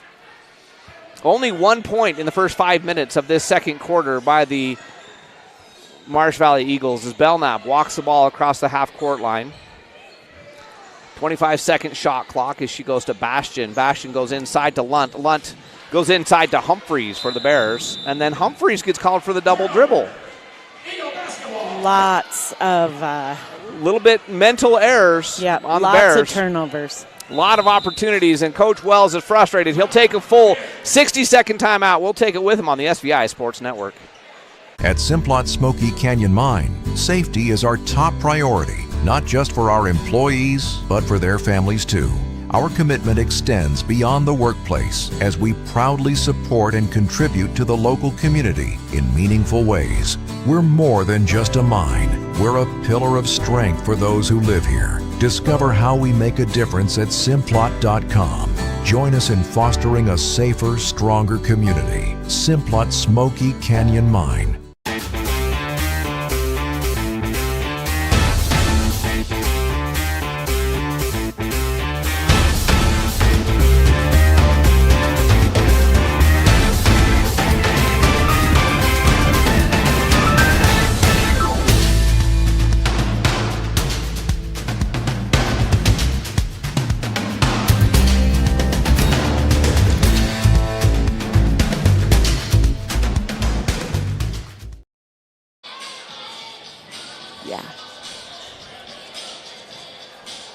Bear Lake Bears and the Marsh Valley Eagles. I know the graphic says Preston. Sorry about that. We can't change it at this point, so we're just going to have to deal with it. It's Eagle basketball. Foster long two, no good, and rebound to Humphreys. If you want to know why Coach Wells was frustrated, 15 turnovers already for the Bears here in this half. They should be up by way more than they are. Yeah. Up by 15 at 22-7, but it probably should be more like 32-7. Yeah. Bastion picking up her second foul. If you're wondering, Marsh Valley has 19 turnovers. Yes. Thanks to the Bears' 13 steals. And Bamey on the inbound after the foul call on the Eagles. Looking for a cutter. She's over on the elbow. She'll come back across the top, go down the lane to Wells. Pass is too low for her, but it's last touched by Belknap. It went off of Wells' knee, through the knees of Belknap, and it's Bear Lake basketball baseline. 21-second shot clock, 2:15 game clock. They have not allowed a made basket here in the quarter as Wells. We'll get the inbound and she'll go to Bamey. Bamey will look to Coach Wells for a play call and then set it up by dribbling left hand across the top of the key. Now she reverses and goes to Humphreys. Humphreys fakes the three, drives, comes back out to Bamey. Bamey lobs to Skinner. Skinner three-point shot on the way, misses. Rebound, long rebound, is going to then be taken by Lunt. And Belknap will bring the ball into the front court. She'll dribble down the lane, go in the corner to Merzlock. Merzlock across the key, and she can't get it to go, and Hunter with the rebound. She'll get it to Bamey. So still not a made basket in the entire second quarter for the Marsh Valley Eagles here at home on senior night. Still there by Bastion against Bamey, and then Bamey's going to foul her as they drive the lane. That's her first and fourth team foul on the Bears. Bastion did a good job right there of making sure that Bamey didn't have a chance to get the steal, but Bamey did a good job making sure she wasn't going to get the shot after the steal. Right, that's a foul that you can live with. Pelto coming in for Skinner. Ball comes clear out up top to Bastion, and they'll set the offense now to Belknap. Belknap will look for some help and have to come to Foster. Foster now back up top. Belknap near center court circle. She'll spin, go down the lane. Humphreys blocks her shot, but up top it was clean. Just a little too much body contact there. Yep. She had both hands on the ball, but Belknap will go to the Southeast Idaho Steel foul line with 1:16 left in the half. Bears up by 15 at 22-7. This quarter has been 10-1 Bear Lake. Belknap makes it 10-2 as she gets the foul shot. She's got one more. Belknap started the game with a three to open the scoring for the Eagles, and now she has two more at the Southeast Idaho Steel foul line. Bamey with the ball in the backcourt for the Bears. She'll come to Pelto, still in the backcourt. Now to Bamey. She gets it across to Humphreys. Now to Bamey, and the Bears can set the offense. Bamey dribbles across and goes to Pelto, still on the wing. Pelto looking for Hunter inside. She gets it to her. Hunter has the ball knocked away, but she runs it down, gets it to Pelto, open for three.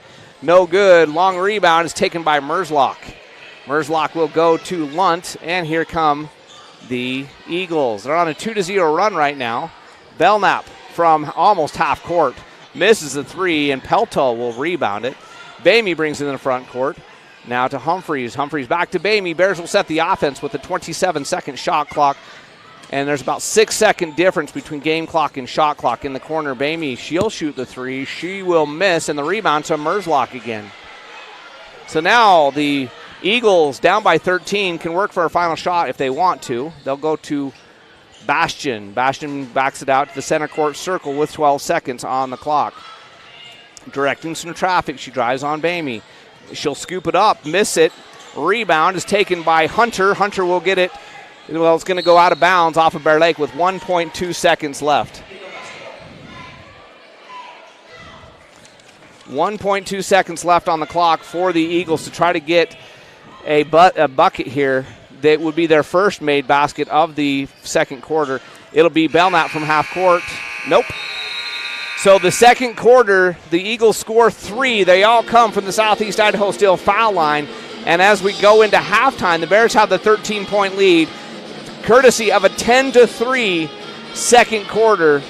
So the low-scoring affair, but the Bears hold the Eagles to single digits in the first half and 0 made baskets in the second quarter. We're going to take a 2-minute break. We'll catch our breath. We'll come back with the first half stats right after this 2-minute break on the SBI Sports Network. Here at Bear Lake Memorial Hospital, we have the honor of having a great radiology team. They've been recognized at the state level of being the best in their field. In our radiology department, we are able to provide MRIs, CT scans, X-rays, mammograms, ultrasound, echocardiograms, nuclear medicine, and DEXA scans.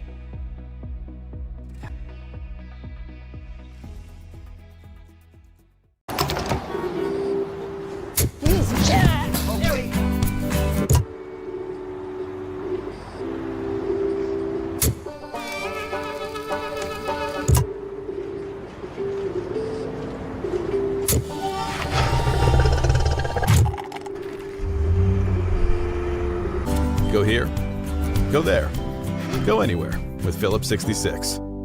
Live to the full with You Save Phillips 66, where your convenience is our pleasure. I'm John Pym, Doctor of Osteopathic Medicine, DO. Interacting with wonderful people every day, being able to maybe make a small impact in their lives for good. I don't think that life gets any better than that. I am really excited to be here practicing in Bear Lake and be a good source for you and your family to take care of your healthcare needs.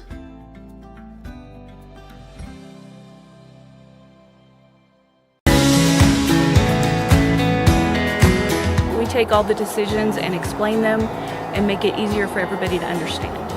We bring a uniqueness to it, and we try to make sure everything is positive and happy and people have a good experience. People come in and sign papers and they leave and they're happy, they get their house. I like that. When we hand you that deed to your home, there's not going to be anything that's going to come up later that's going to hurt.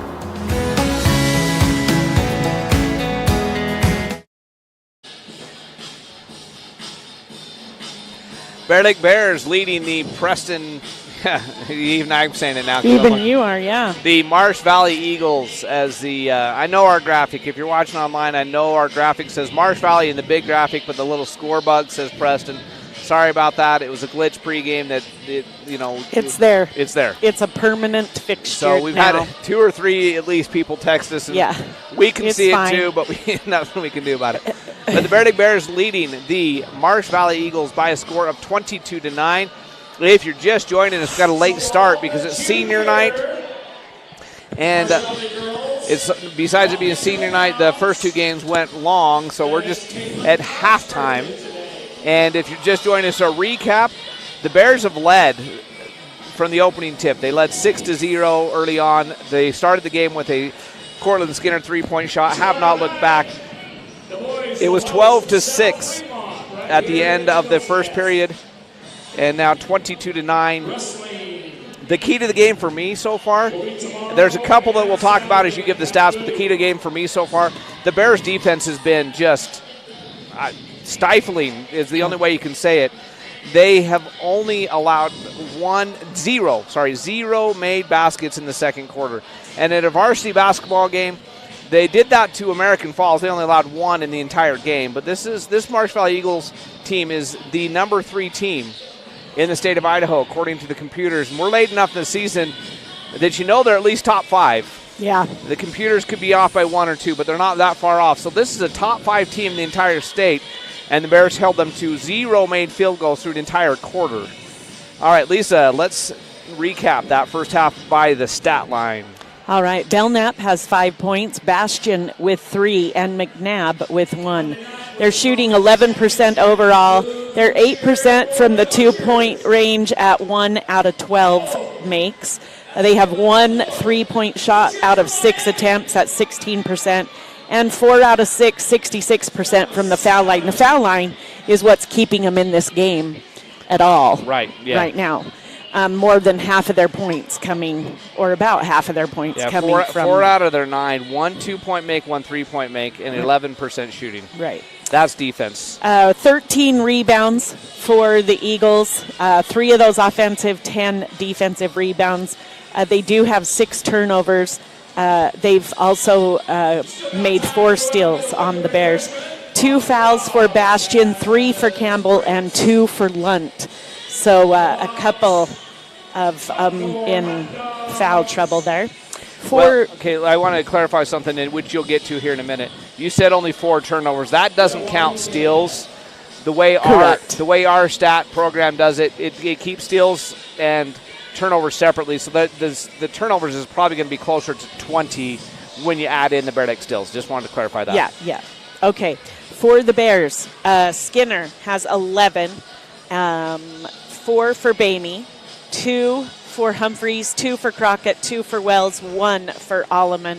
The Bears are shooting only 29% overall, which is very low for their usual.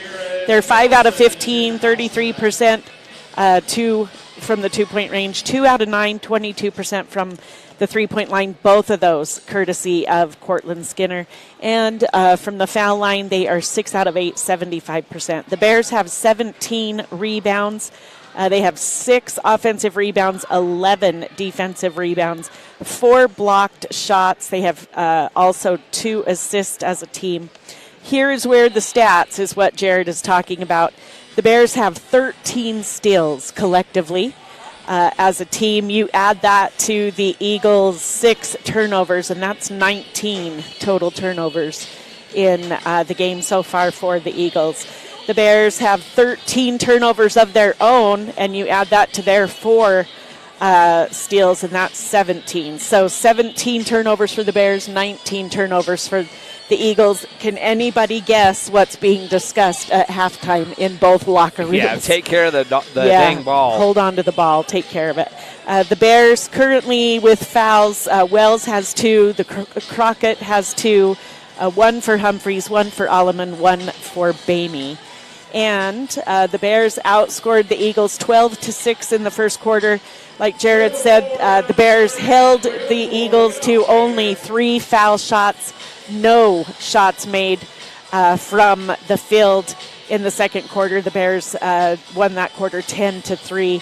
Score at halftime 22-9. And for me, after hearing the stats, my key to the game for the second half is what we've already said. Take care of the ball. Yeah, if the Bears take care of the ball in the second half, they should be able to run away with this one. They're up by 13 as it is, and that's with double-digit turnovers. If the Bears cut those turnovers in half and play the same type of defense they did in that first half, they should be able to run away with this one. Yeah. 13-point lead, a little bit more comfortable lead for the Bears than we expected, as the computers only had the Bears a 5-point favorite here on the road. We're going to take another 2-minute break. We'll come back with the second half right after this on the SVI Sports Network. Bear Lake Drug in Montpelier is your full-service pharmacy, including prescription refills and medication. My name is Benjamin Bozen. I am a family medicine physician. I really enjoy providing care to the whole family, from newborns to elderly care. I like athletes and sports medicine, and then I also do osteopathic manipulative therapy, which is a hands-on treatment.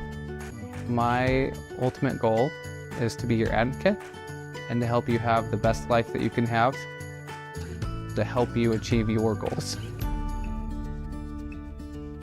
Our PT department is comprised of physical therapy, occupational therapy, speech therapy. We also have pelvic floor that we do. We have very competent and successful providers that provide the best care possible. Physical therapy helps in multiple settings. As a hospital, we're really proud of what we are able to provide. It's an all-encompassing department that is very, very much needed. I'm Ben Olson. I'm an orthopedic surgeon and just joined Bear Lake Memorial. I'm originally from here in Bear Lake, graduated in 1997. Went to undergrad in Pocatello at Idaho State. Went to med school in Missouri, residency in Ohio, practiced in Northeastern Oregon for the last 11 years. I'm excited to come back home. You kind of grow up doing a lot of outdoor stuff like hiking and hunting and fishing, and that's kind of what we would do as a family. Now, you know, as your kids get older, your life is focused around them, so then you chase them around with all their sporting activities, and that's been a lot of fun. Probably the thing I love the most is taking somebody that can't find relief and offering them a surgical alternative and seeing the change that can happen. My goal for my patients is to earn your trust and take you through that journey and offer them some relief from what they're suffering from.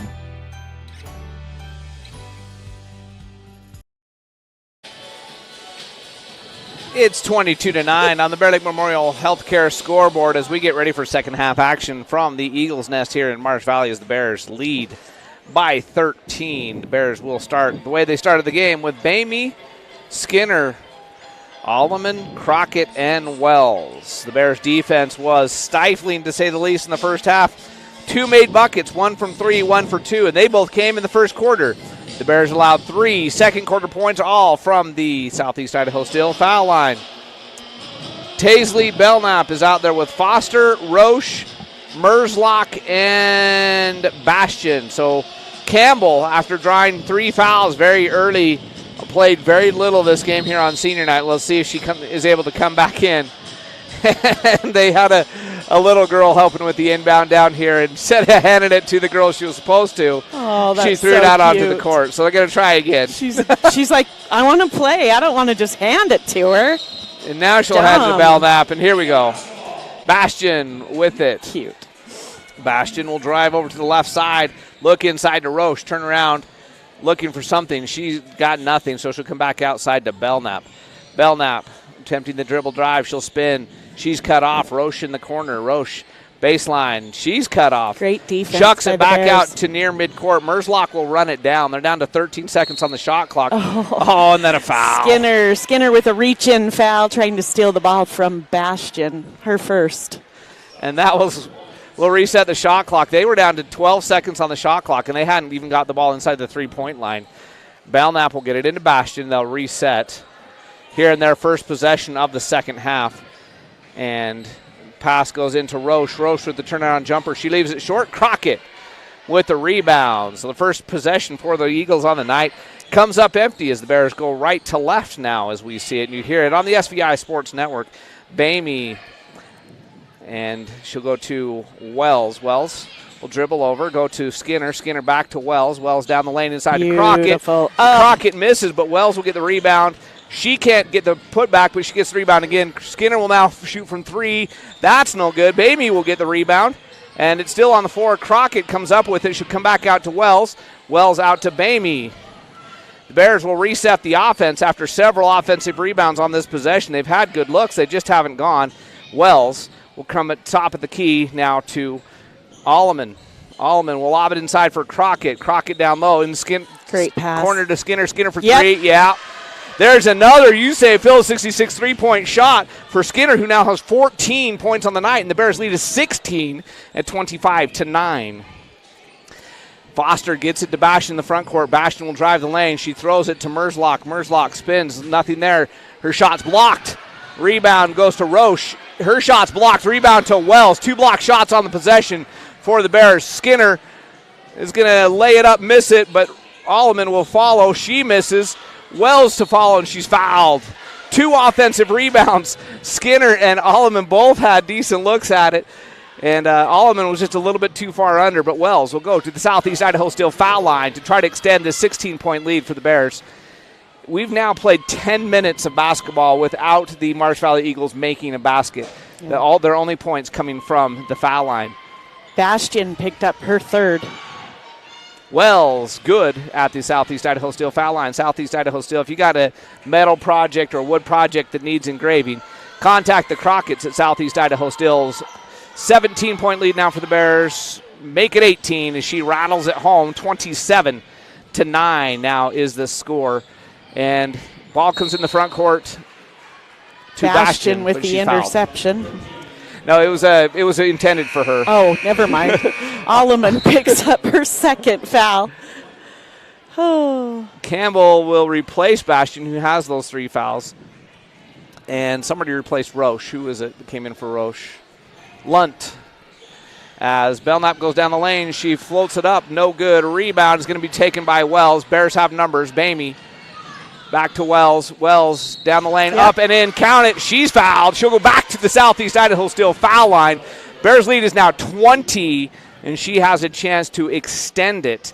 She made 2 from the foul line just a minute ago. She's got 4 in the quarter already. Chance to make it 5 right here. Timeout taken. It's a 30 by Marsh Valley. We'll be back in 30 seconds on the SVI Sports Network. Bear Lake High School sports on SVI are presented by Gary H. Tusher, CPA, bookkeeping, tax returns, and payroll. Mountain Valley Dental, creating healthy smiles for Bear Lake Valley and beyond. Lenhart Distributing, proud to support the Bears. Flying S Title and Escrow, whatever it takes. Southeast Idaho Steel, locally produced steel signs and fixtures. And Sampson's Island Grill at 253 South 4th Street in Montpelier. The Eagles take their 3rd timeout already of the game. They took 2 early in the first quarter. During that timeout, Campbell checked in, unless she was already in there. It was Lunt. Oh, yeah. Campbell was in there, yeah. But Lunt picked up her 3rd foul just before the timeout. And Wells makes the foul shot. The Bears lead is up to 21 at 30-9. Belknap with it in the backcourt. Now she goes to Campbell, back to Belknap. She goes to Merzlock. Merzlock down the lane, up and in. Great ball movement. No call under the basket. As Alleman tried to draw the foul, hits the floor, but Merzlock makes the first bucket since about midway through the second quarter for the Eagles. And Wells down low, up and in. Great move by Hallie. She had to move right through traffic. How many points does she have on the night now? She's up to 9. She's got 9. Skinner has 14. Yep. And the Bears lead at 32-11. Campbell, cross court to Belknap. Belknap back to Campbell, 3-point range. She's going to drive instead. She goes down the lane. Foul, and this time they call it, but they call the block. Going on Alleman. Tried to draw the charge last time, they didn't call it. Tries to draw the charge again this time. They do call it, but on her. Yeah, her 3rd. And Abby Humphrey sitting at the scorer's table, probably for Alleman, but we'll see who she checks in for. Meanwhile, Campbell at the Southeast Idaho Steel foul line rims it out. She'll have one more, trying to cut the Bear Lake lead to 20. The Bears have just defensively have not allowed the Marsh Valley Eagles to get into any kind of rhythm. Campbell goes 0 for 2. The rebound goes to Lunt, and her shot is blocked and out of bounds. The crowd didn't like it. They wanted the foul on the Bears, but it is Eagle basketball. They got a 31-second shot clock, 4:57 game clock here in the third. 32-11. The Bears lead it. Comes into Foster. Foster will come back to Belknap. Now to Foster. Over to Campbell. Campbell out in 3-point range. She goes inside to Belknap. Her pass is knocked down. Merzlock saves it, but it's then knocked away again by Crockett. So it'll be Eagle basketball. 19-second shot clock as they reset on the baseline. Marsh Valley coach just chirping in the ear of the referee over there. Merzlock turnaround hook shot is in. So Merzlock has 4, and the last 2 possessions, she has scored buckets on each. She is their leading scorer on the year. Bears lead is 19 at 32-13. And oh, yes, Crockett undefended. And nice find there by Abby Humphreys. Finds Crockett all alone. She pump fakes to get the defender off her feet and gets the easy bucket. Merzlock down the lane. The ball's knocked away from her, but Lunt will pick it up. She goes in the corner to Foster. Foster has Campbell open. Campbell's going to drive baseline. Her shot no good. Wells will get the rebound. Wells starting a little fast break on her own. Campbell comes from behind and takes it away. Nice move there defensively by Campbell to come from the behind and get the steal. And we're under 4 minutes to play in the third quarter. Belknap back out to Campbell, now to Belknap.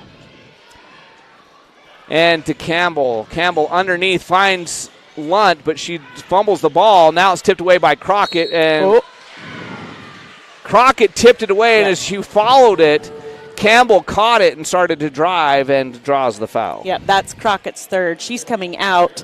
Hunter in the game for her. And so the Bears lead it by 21 at 34-13 with 3:44 left in the third. Campbell and Foster playing catch with it on the perimeter now. Merzlock will drive. Her hook shot up and good.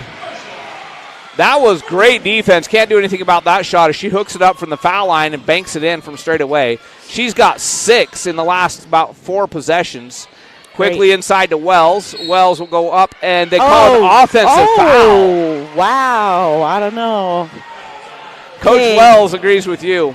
He's like, yeah, that's her third. As he wants an explanation. As Hallie went to go up with it, the official is saying that she cleared the defender out of the way, and he's saying, no, she just was going up, and the defender was on her arm. Yeah. And then double dribble. So the Bears get the turnover right back. They have the 19-point lead. They have the basketball. There are 3:11 left here in the third quarter. Skinner gets it in the front court to Hunter. Hunter down the lane. She'll stop, come back outside to Skinner. Cross court now to Bamey. The Bears set the offense. In the corner, Humphreys wide open. And her shot's long, but Skinner will secure the rebound. She'll bring it back out to Bamey. Bears reset the offense as we go under 3 minutes. Skinner now open for 3. No good. And the rebound is going to be taken by Merzlock, and she is fouled. And the foul count right now, Bears with 6 in the quarter, and Marsh Valley whistled for 2. Did that go on Humphreys? It did go on Humphreys. Her second. It was a long rebound at the sideline, and Humphreys thought that Marsh Valley was going to let it try to go out of bounds, so she was running it down. Merzlock stepped in and grabbed it, and Merzlock goes to the foul line, misses at the Southeast Idaho Steel foul line. She'll have one more. The foul line has kept him in the game, but it has not been a great percentage just because they've shot a lot of them. Roche coming in for Lunt. So Merzlock will have one more. 34-15, the score on the Bear Lake Memorial Healthcare scoreboard. She misses them both, but the rebound is tipped and comes to Belknap. Belknap goes underneath asset travel. Yep, they called it. She drove in, went for the layup, realized she had Hunter and Wells on either side of her. She was going to eat that one if she tried to shoot it. She's like, oh. She stopped to pass, but had already taken the steps, and so it's a turnover. Bamey gets it to Wells in the front court. Wells down the lane, bounce pass to Hunter. Hunter has the ball knocked away from her from behind. Great hustle by Campbell. But she will, it'll be Bears basketball as it goes out of bounds. You can see that they missed Campbell in that first half. As she only played like 2.5 minutes maybe or less of the first half because of fouls. Humphreys brings it to Bamey. Bears set the offense. Wells, backdoor pass to Skinner. It's knocked out of bounds. It'll stay Bear Lake basketball. Campbell again with another deflection. Pelto's going to give Bamey a break here for the Bears with 2:23 left in the third period. Bears lead it 34-15 on the Bear Lake Memorial Healthcare scoreboard. Humphreys will lob it in to Wells, and she tries to go to Hunter. It's knocked away, but Wells will get it back down the corner to Skinner. Back up top, Wells. Now to Pelto. Pelto to Humphreys. Humphreys back to Pelto. Now back to Humphreys. Bears, good ball move at Wells. Baseline jumper, no good at the shot clock, but Hunter gets the rebound and put back, and Hunter scores. The sophomore puts the Bears back in the lead by 21. 2 minutes left to go in the third period, 36-15. Belknap down to Campbell, and her layup is no good. Rebound goes to Humphreys, and now she'll get it to Pelto. The Bears will get in the front court now to Skinner and set the offense with Pelto. Now to Humphreys, looking inside. She goes to Hunter. Ball's knocked away on the floor, and it's going to be a jump ball. It'll still be Bear Lake basketball. Campbell and Humphreys go to the floor fighting for it. Both of them working really hard out there.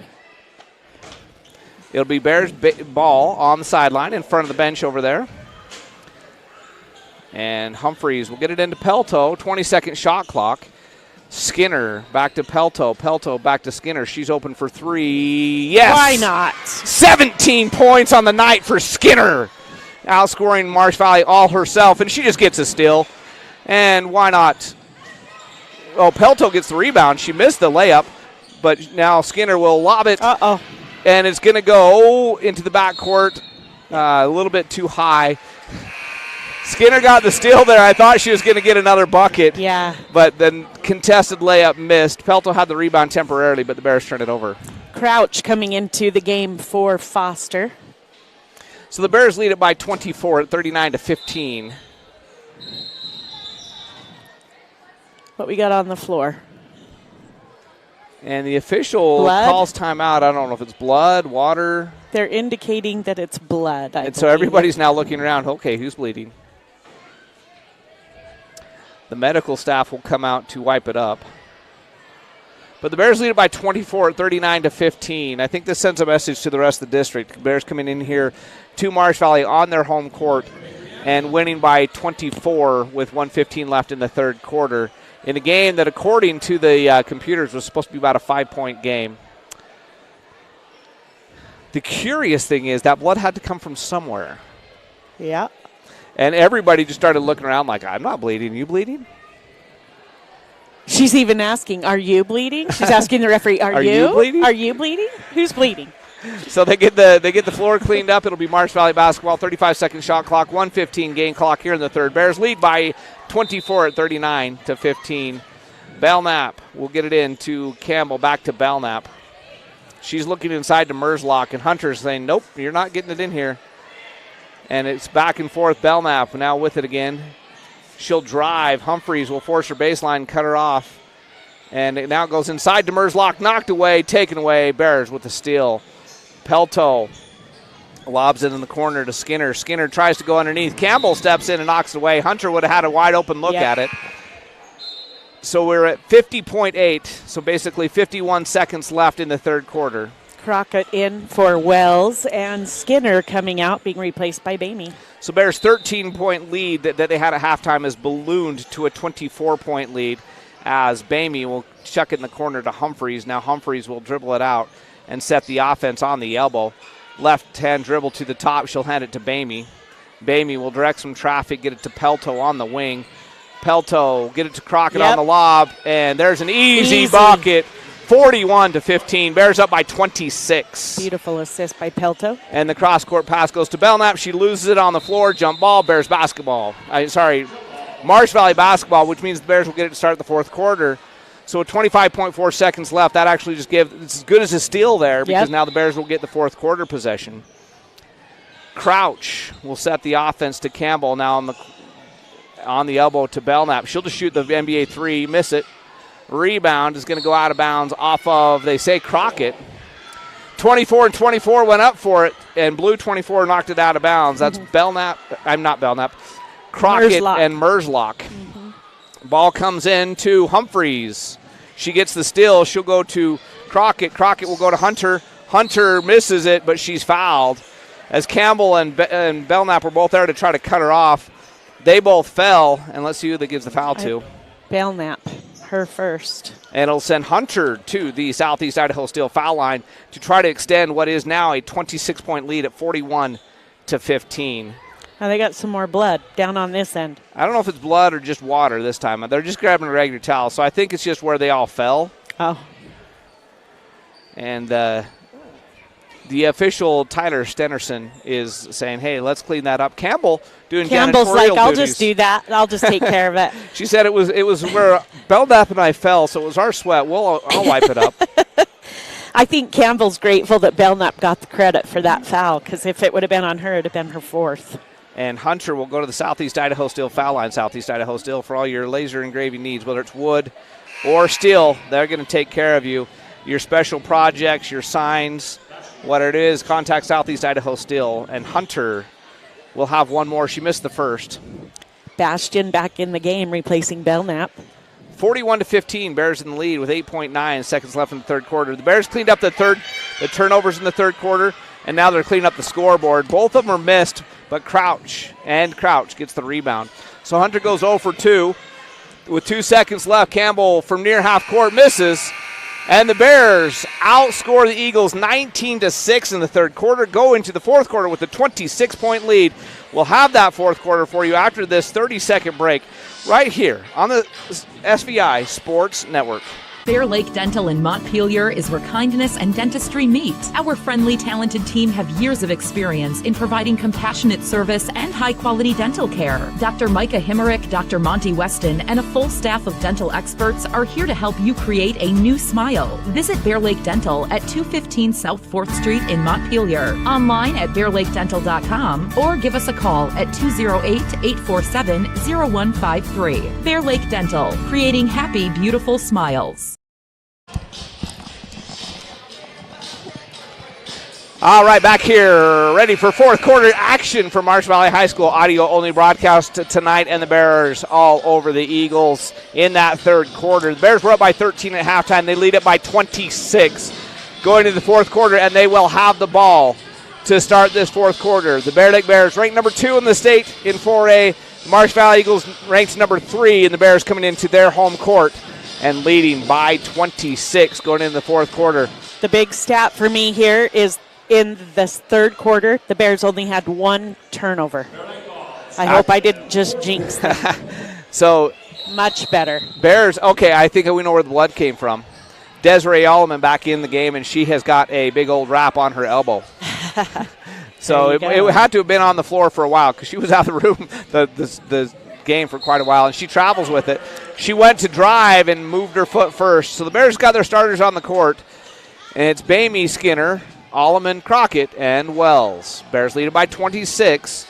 Bastion crosses center court. She'll go down the lane and throw it away, but Alleman can't control it. She tipped it away but could not save it in bounds. So with 7:39 left in the game, it'll be Marsh Valley basketball on their own baseline, trailing by 26. Campbell will chuck it in, and Bastion will go in the corner now to Campbell. Campbell will drive all the way down the lane, up and in, and she's fouled. Great move by Campbell. She got Crockett on her back, and Crockett draws foul number 4. Yep. And that gives Campbell a chance for the three-point play from the Southeast Idaho Steel foul line. Well, they've only got her for 3. Okay. Well, last time she got a foul, they gave it to number 23, which is interesting because we don't even have a number 23. But we'll take it. They corrected it on the board now. Dang it. As Campbell makes the Southeast Idaho Steel foul line. So it's now a 24-point lead. And Wells can't control the pass. Bastion was going to come away with it and miss the layup and rebound to Wells, and she's fouled. So Bastion with the wide open layup and just got a little ahead of herself. It comes off the front of the rim, and the Bears pick up the foul on the rebound. Crouch picks up her first foul in the game and first team foul for Marsh here in the fourth quarter. So the Bears lead is 23 at 41-18.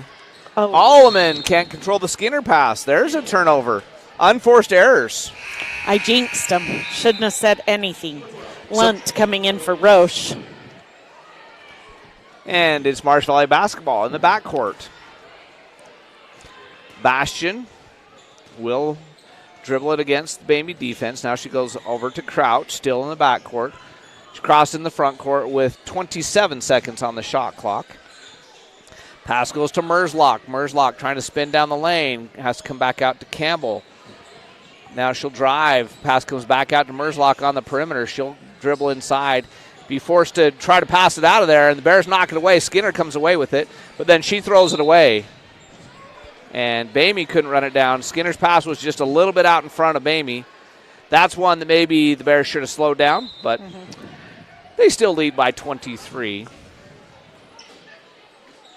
As Campbell dribbling out against Alleman. Now she goes to Crouch down the lane. Throws it up, no good. Rebound to Crouch. This time it's blocked. Her rebound, though, goes out to midcourt to Merzlock. Lunt saved it there, out of bounds. Campbell will give it to Bastian. Bastian is going to go down the lane. Oh, that's a ticky-tack, and I think that's going to be number 5. Crockett or Bamey? Oh, they're going to say Bamey. Her second. That's just a reach-in foul, about 25 feet away. That's just a reach-in by Bamey there. Belknap coming in for Crouch.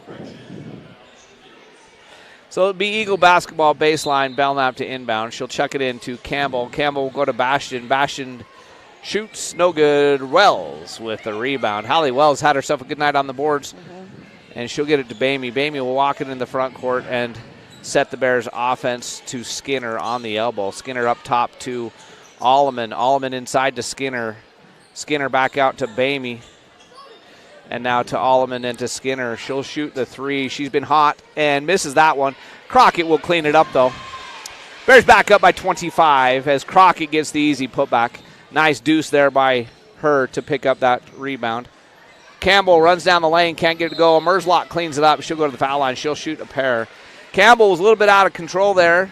Threw it off the backboard, and her teammate gets the rebound and a chance to score from the Southeast Idaho Steel foul line. 43-18 in favor of the Bears. Merzlock misses. That's 3 in a row she's missed from the Southeast Idaho Steel foul line. Who did they give that foul to? 32, Hallie Wells, and it should be her 4th. It is her 4th. The announcer said 32 as Merzlock goes 1 for 2.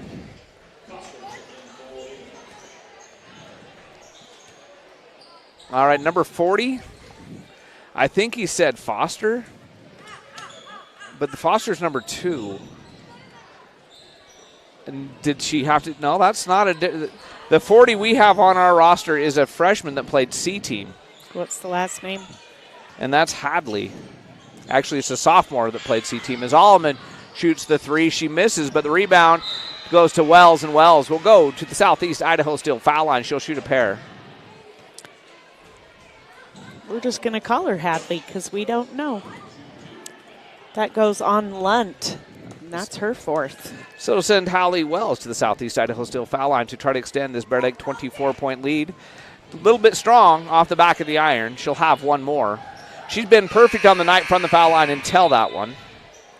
All right, coming in is McNabb replacing Lunt. And Wells will have one more. She'll have a chance to move into double-digit scoring on the night. And it's long, but the rebound goes to Wells. She lobs it to Crockett, and it's knocked out of bounds by Campbell. Wells maybe should have just gone up with that one. She tried to give the assist, and it'll still be Bear Lake basketball. Now they can take more time off the clock. That was her plan. She tried to drain clock. As Bears lob it in to Wells. Down the corner to Skinner. Skinner to Alleman. Alleman finds herself all alone. How'd she make that? She was too far underneath. Like, well, I don't know who to send it to, so I'll just throw it up backwards. It'll she go. Didn't have a dribble. She didn't have a pass, but she was all alone, so she chucked it up, and somehow it went in. Yeah. Bears up by 26, 45-19. Campbell down the lane. She'll do the same. This time she'll miss. And I think one of them's going to foul out. Fouled out. Either way, it's either Crockett or Wells. Whoever it's on, that's foul number 5. Crockett. Crockett is done for the night. Hunter will be coming in for her.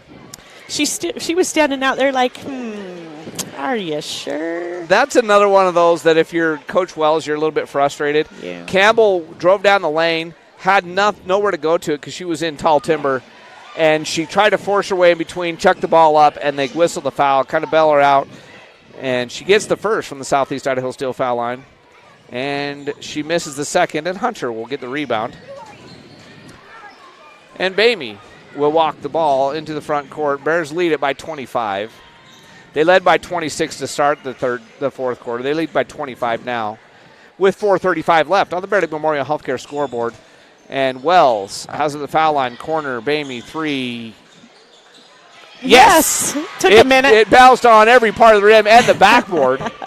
But it's another, Phillips 66 3-point make for Brooke Bamey. Phillips 66, live to the full where your convenience is our pleasure. Bastian just throws it away.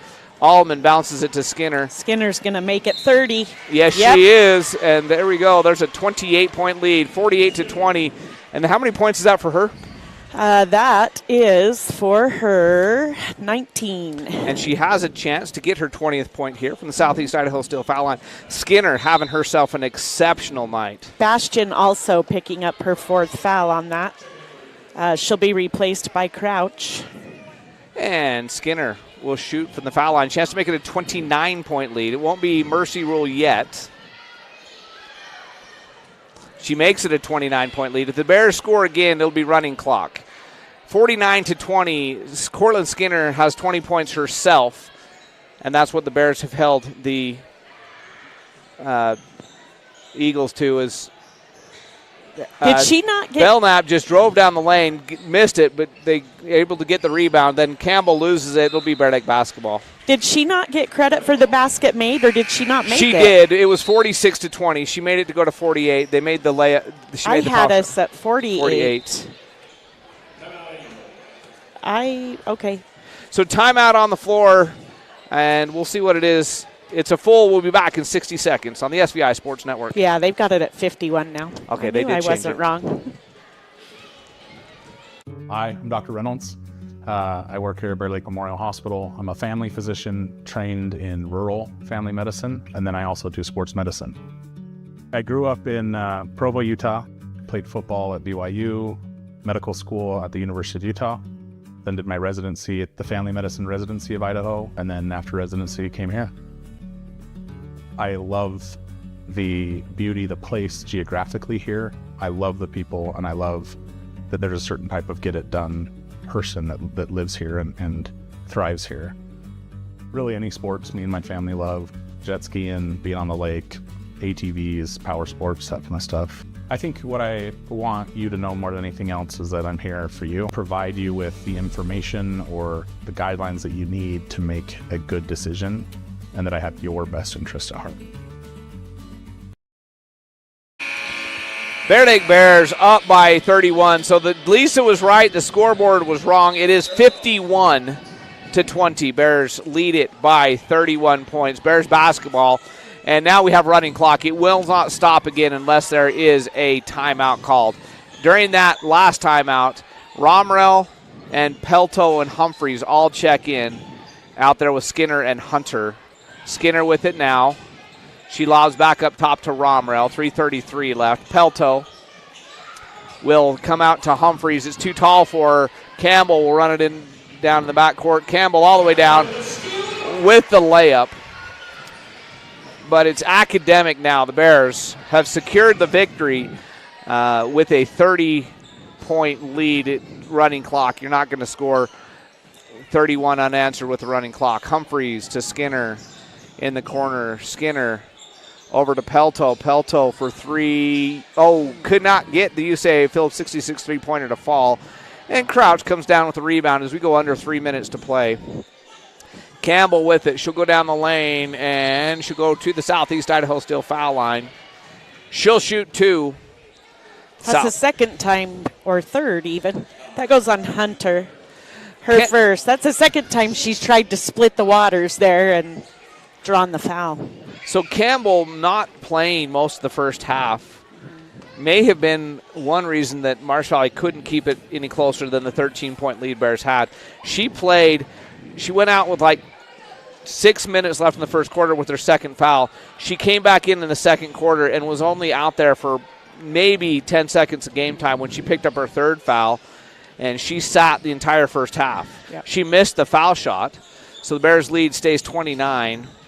Skinner goes inside to Humphreys. Humphreys with a nice move, but throws it away. She tried to get it to Hunter, and never mind.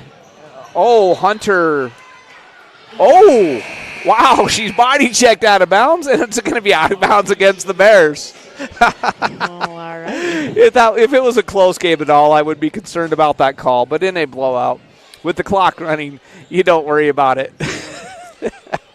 Pretty much a hockey lineup change there. We got Evans on the floor, Foster. Roche. Merzlock back in there. Merzlock had 7 in a row at one point, then they took her out. She comes back in, and goes right back to the Southeast Idaho Steel foul line. So I'm wondering, was she tired? Was it? I don't know. Because they not that it would have made a difference in the final outcome of the game because the Bears were in control, but the Eagles were keeping it like a back and forth affair for a minute there as Merzlock was scoring. She gets the first foul shot from the Southeast Idaho Steel foul line to cut it to a 28-point lead. That foul, by the way, went on Humphreys. And Campbell back in for Merzlock. Merzlock will go out. Maybe they're trying to keep her from getting injured. Possibly. 51-24, Bears with the lead. Bears with the ball, 44 seconds on the game clock. The Bears are going to win this one easily over the Marsh Valley Eagles. And this was a kind of a barometer game. We wanted to see where the Bears were. The Eagles are the number 3 team in the state, according to the computers. The Bears coming in on their home court and mercy ruling them says a lot about the Bears as Campbell tries to knock it away from behind, but Humphreys will run it down in the backcourt. Oh, that should have been a foul. And now Pelto with it, and Skinner's going to have to shoot a 3 at the shot clock buzzer, miss it. Let's not count that against her shooting percentage. I already put it in, but we'll just deduct it. She chucked it on the run, just trying to beat the shot clock. Bears are going to win it as the time expires as Belknap chucks it from half court. The Bears win it 51-24. Mercy rule victory for the Bears on the road at the number 3 team in the state, the Marsh Valley Eagles. So last year we get up to the state tournament. The Bears won handily in all 3 of their first two games, won by 30-plus on the way to the second-place finish behind Sugar Salem. Sugar Salem did the same thing last year at state, and it looks like we may have a repeat. Yep. Marsh Valley's at least the number 4 team. I will say Timberlake's coming on and is probably number 3. But this Marsh Valley Eagles team, we're 18 games into a 21-game season, 22-game season. They're a good team. They are a legit top 5 team in the state of Idaho, and the Bears come in and beat them by a mercy rule. What a game. 51-24 final score.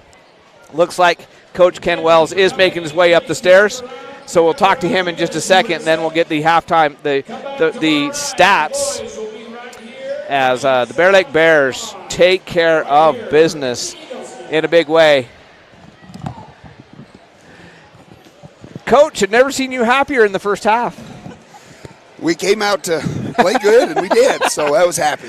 Not the first half, though, the turnovers. You called that one timeout. You were still up big, but I could see your frustration. We had you guys down for 15 first-half turnovers. That's it. I think we threw it away 7 or 8 times in a row. Just stupid stuff, trying to get in a hurry. Finally, we had to call a timeout to slow us down and get ready. Then we played pretty well. So. On a positive note, didn't want to just the negative. On a positive note, you guys only one turnover in the entire third quarter, so you turned it around at halftime. So this team, number 3 team in the state according to the computers, I'd say probably number 4 because we got Timberlake up there coming on strong. And you came in here on their home court and mercy ruled them on their senior night. That was the goal. I don't know what else to say. We came ready to go. You know, district games are coming, district tournaments are coming, so we need to be ready to play, and I think we were ready to play tonight. So I think, I don't know how close you follow stats, but until late in that fourth quarter, Cortland Skinner had outscored them on her own. She had 20 points at one time. They only had 17. It's good. What a night for her. Yeah, she's shooting well last few games. So that hoop looks like a hula hoop to her out there right now. But just a great team victory again. Merzlock came in as their leading scorer. She was averaging about 14 or 15 points a game. You guys held her in check. Yeah. She only had 10 points tonight, so you held her below her average. So, or 9 points on the night. Court came out and banked that first 3 in and turned and smiled. I knew it was her night again. So, so great game, Coach. Now next week, Wednesday night, you go to Snake River. Nope, we're at Snake River Saturday. At Snake River Saturday. That's I'm ahead of myself. Yep. Saturday night, you're out Snake River. Yep. What do you at home? You took care of business against them. What are you expecting in Snake River Saturday? They're going to be physical. They're always physical at home. They're a young team, so they'll probably play better at home than they did on the road. So it'll be a battle. Okay, and then next week, now that I've done skipping ahead, next week you go to American Falls Wednesday. Yep. Then you finish with these Marsh Valley Eagles at home on Friday. Yep, that's where the district ends and the district tournament starts. So. Yeah, and then from there, you're just hoping to take care of business. You get these next 3 wins under your belt, you'll go in as district champion and be able to host the district tournament. So Saturday night starts the final 3 games with the big one up in Snake River. Yeah, but we can go get it and come ready to play, and then we can host districts. We have a distinct home court advantage with our 6-man and all the people that show up, so that's what we're shooting for right now. All right, congratulations on the big win, Coach. Go celebrate with your team, and we'll see you Saturday up in Snake River. Thanks, Jared and Lisa. Appreciate you. Okay, Bear Lake Bears get the big win, 51-24. Lisa's going to throw the headset back on. Give us some final stats, first of all, for the Marsh Valley Eagles. All right, 9 points for Merslock. She was the high. Campbell finished with 6, 5 for Belknap, 3 for Bastion, 1 for McNabb. They had 7 out of 38, 18% total shooting percentage on the night. 6 out of 29 from the 2-point range, that's 20%. 1 out of 9, 11% from the 3-point.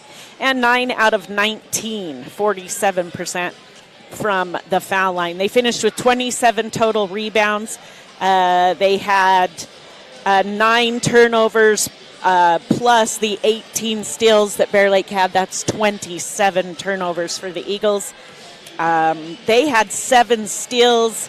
You add that to Bear Lake's 18 total turnovers in the game. That's 25 turnovers for the Bears. So pretty close. 25 for the Bears, 27 for the Eagles in turnovers. Not a great night as far as that goes. Yeah, as far as protecting the ball, the Bears didn't do it. Yeah, and it was all mostly in that first half. They had 19 in the first half. So clean it up, only 8 in the second half. It's not unusual for opponents of Bear Lake to have that many turnovers. It is unusual for the Bears. Yes. So for Bear Lake, Skinner scored 20 points on the night. She was hot all night long. 4 out of 10 from the 3-point range.